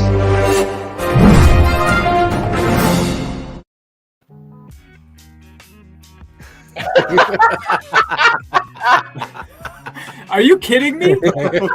This fucking guy. This motherfucker. Can you hear me right now? This asshole tells me to cancel the fucking shit, and then he fucking love it. You motherfucker. Okay. I see how it is. All right, Shayne. Well, I what told you you say, to him. And he's like, "Oh, I got you, bro." And I'm like, he has no fucking clue. I'm screenshotting that shit for the show as soon as it goes fucking live. All right. Can only imagine the smells coming out of that thing, but you know. Oh, Jackal, we love you. Give me some fucking names. Shayne. I told Cherie the same thing. She's like, I'm not that stupid. I know you're going to put that shit up on the show.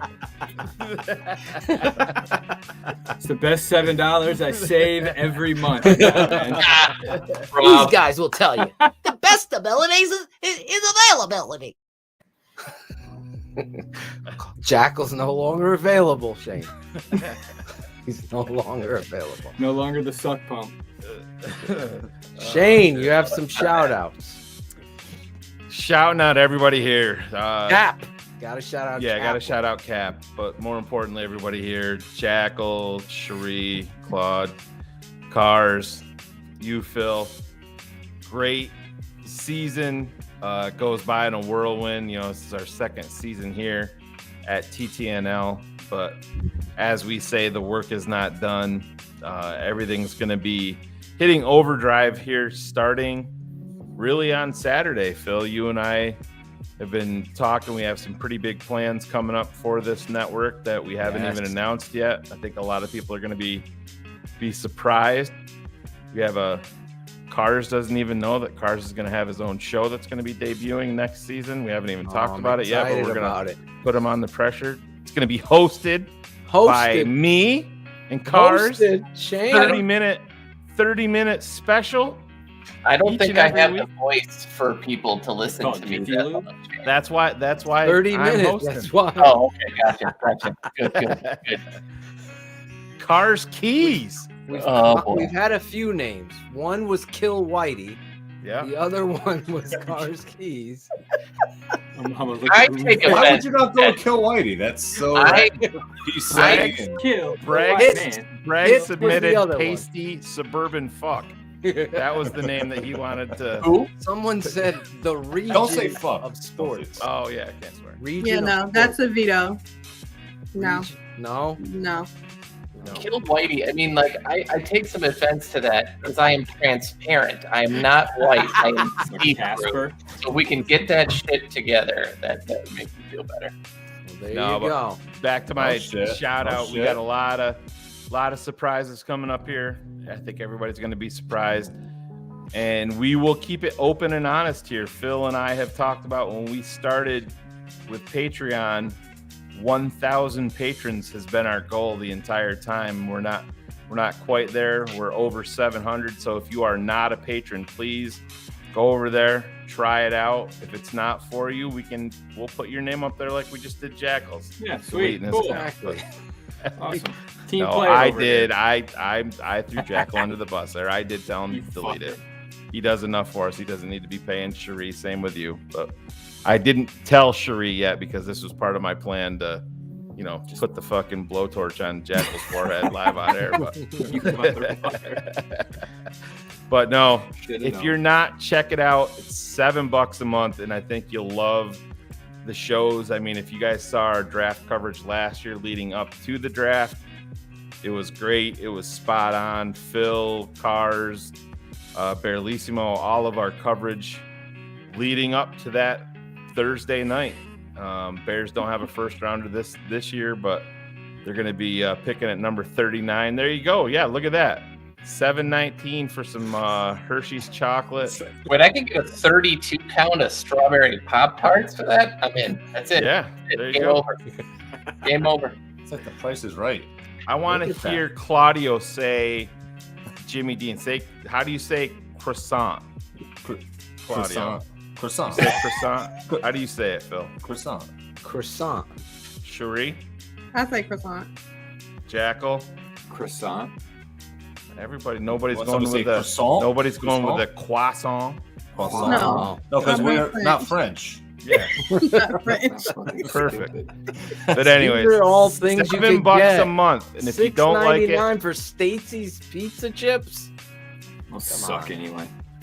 Yeah. A lot of carbs on that screen. I can't eat any of it. Goldfish are banging though. Fuck. Ooh, gold. get over there. Full month. TheTapeNeverLies.com. Try it out. If you don't like it, you're out $7. And if you really want to piss and moan about it, we'll even give you your $7 back. Fuck it.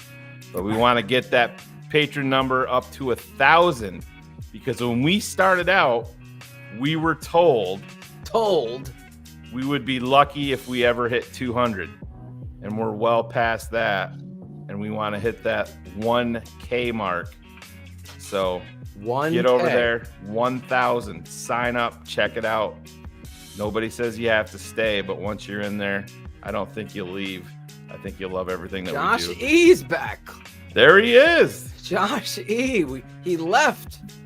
Claudia was worried about Josh was E. very That was worried. the whole talk after last week's show. The fuck is Josh E? I thought he might be. We on got some boat. people concerned about Kill White. It's the best. Is it the second best or first best Chris Farley movie? All I know is Kill Whitey is basically going to be hosted by my ex-wife. It sounds like. So that's really encouraging. It comes from Black Sheep.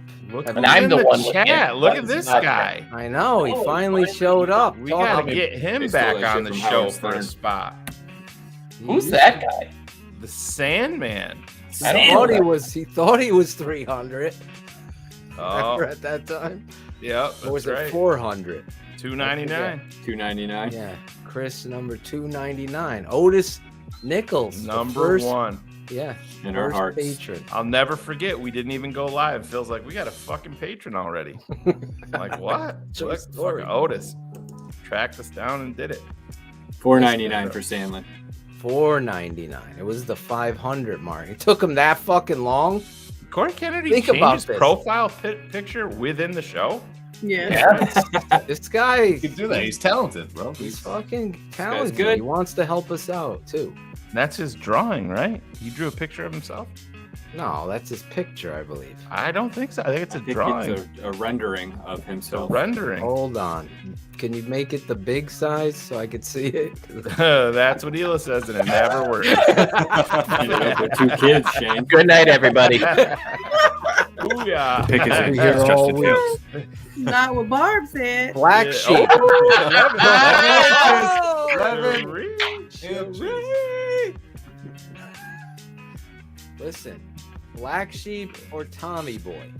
Tommy Boy. Tommy Boy. Okay. Yeah. That's what I I'm a would fan do. of Black Sheep, but Tommy Boy, definitely. Well, All right, nobody likes Braggs.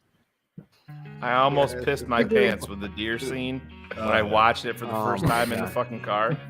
It's the Although- one movie that I could watch over and over and then say, "Oh my God, I forgot about this part," or "This I didn't notice that." I've seen it like 70 times. The motivational speaker on SNL might be his best work. Best skit? Yeah, that skit was amazing. Down by the Almost river with Matt Barb. Foley.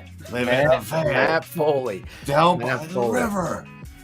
I need to watch Tommy Boy. It's back on Netflix, so you can watch it. Yeah. Jeff Burton reminding everybody that he's Numero number dos. 2. If you ain't first, you're last, Jeff. Who does number 2 work He for? is Carr's number 1 fan.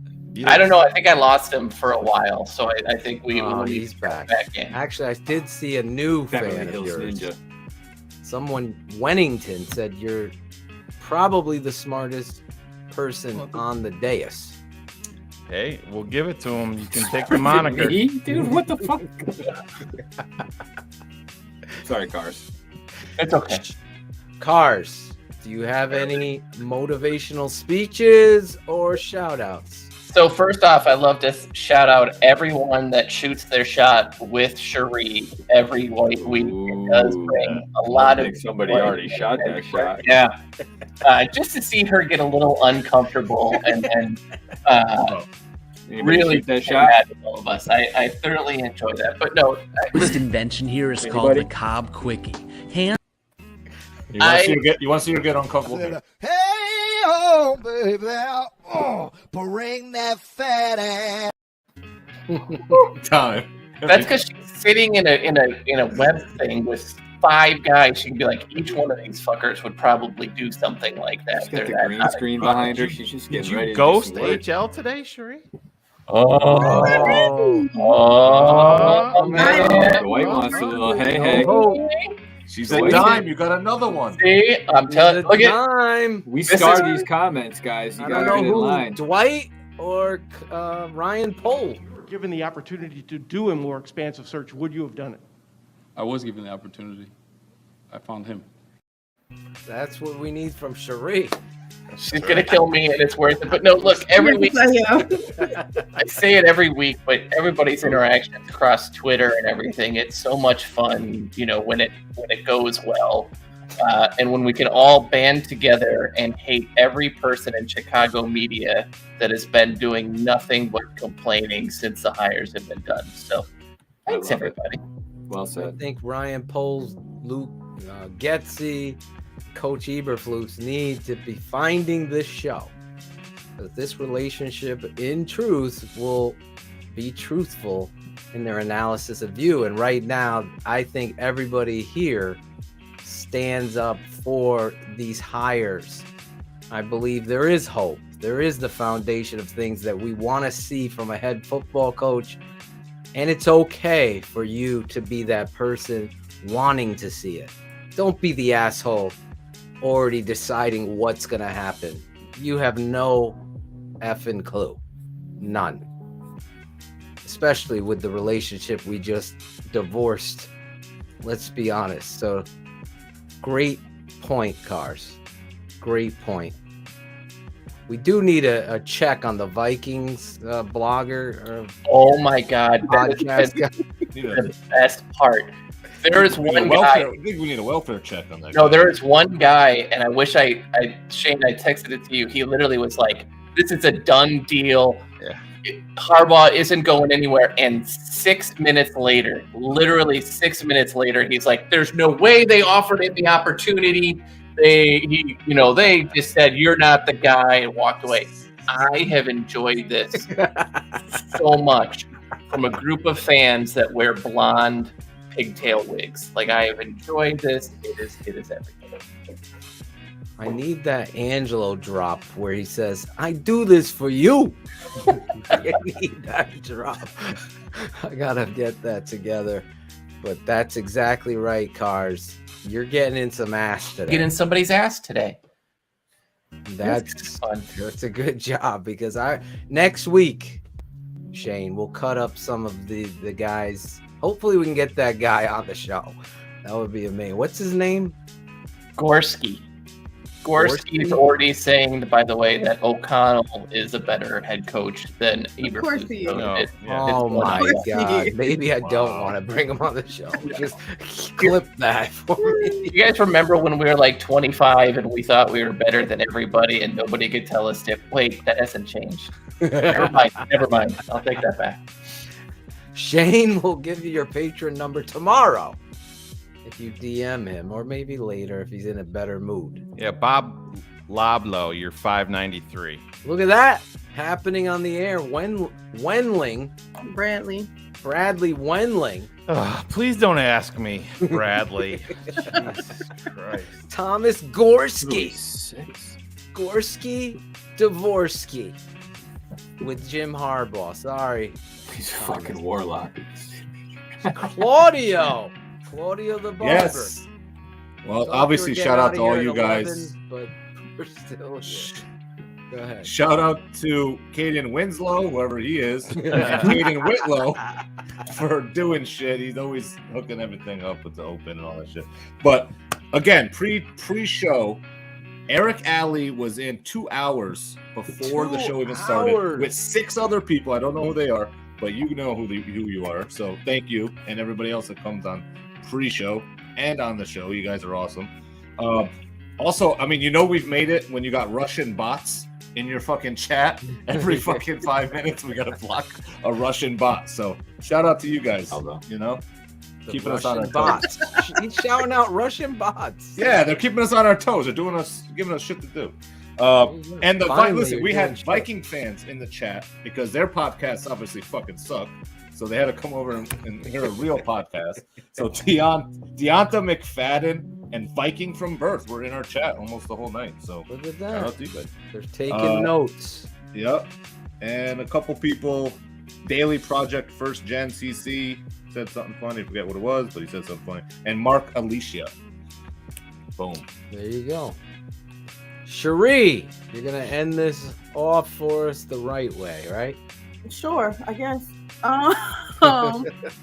Get in somebody's ass today. It is a great drop. I'm sorry. All right, nobody likes Brags. That's the best drop. Of all time. All right, nobody Shout out likes to Brags. Brags. Fuck it. Fuck that dude. Shout out to Brags. Shout out to Brags. Gonna shout you out. He doesn't shout me out anymore, Jackal? No, I'm just kidding. Who knows? Gotta ask him. He'll Jackal tell don't you. watch that shit. You gotta ask one of the 6 listeners. I don't know. More people watch One Up, but whatever. Oh, Golly, what the hell is I'm not going saying on? that. So, sorry.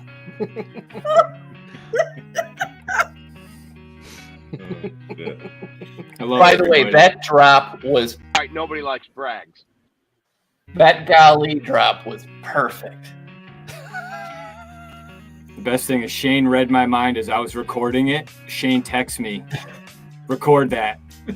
And I had already started recording it. And I was like, oh, we're good. We're good. Fucking Got it. Nope! Oh, Cherie, go ahead. You're killing your shout outs. First, I want to shout out Devin and Tate. Happy belated birthday. Oh, thank you. I gotta start figuring out what to send y'all kids. I'm not good at gifts. Anything shout out to- bears. That's fine. But how much bear stuff do they? Like, I'll probably send them something they already have. Anyway, we'll talk about that later. Or shout out to V-Bucks. you guys. V-Bucks for Fortnite. V-Bucks. You never V-Bucks. go wrong with these Never go wrong with V-Bucks. V-Bucks. Oh my God. Okay, well, you definitely gotta tell me what that is. But shout out to you guys. I always have fun hanging out with you all Wednesday nights, and Cap, great guests, but we always have great guests, and so it's always a fun night. Shout out to the TTNL family, Ron Burks, Logan, Bullet, HL. I did not intentionally ignore you, so shout out to you, Jason, Will, Mookie Hill. Yeah, so shout out to everybody that just shows us love in the chat room. It's nice to interact with the fans and get the love just from being a part of the network. So thank you guys. Look at that. Hey, cut it out. What are you talking about? You must have been at the top of your fucking class. It's Claudio the Barber. Cut it out. End broadcast. Here we go. I'm going to do it. Fuck it. We'll be back next week. Alex Shapiro breaking down the Bears, the new coaching hires. Sign up for Patreon. You're not going to regret it. People aren't going to lie to you in the chat. And just like Shayne showed you, you could buy a freaking cup of coffee at Starbucks. One trip through that drive-through has been 1 month of coverage.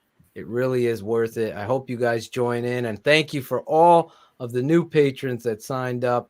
We'll be back next week for the cast of Chris Jackal behind the scenes producing, Cherie producing, doing an amazing job. Bradley 434. Look at that. Shayne Marsaw giving you. Nobody else asked me. He's amazing. Claudio the Barber. He'll be back cutting it out next week. We'll be giving you a little Super Bowl coverage, all that stuff. Cherie, Cars, and for Shayne Marsaw, I'm your guy, Draft Dr. Phil. This is the Tape Never Lies Network's Keeping It 100, the best Chicago Bears show on the planet. Get some swag, become a patron, and go Bears. This has been a Chi-City Sports presentation and a Tape Never Lies Network production. Keeping it 100. Thanks for tuning in to the Tape Never Lies Network.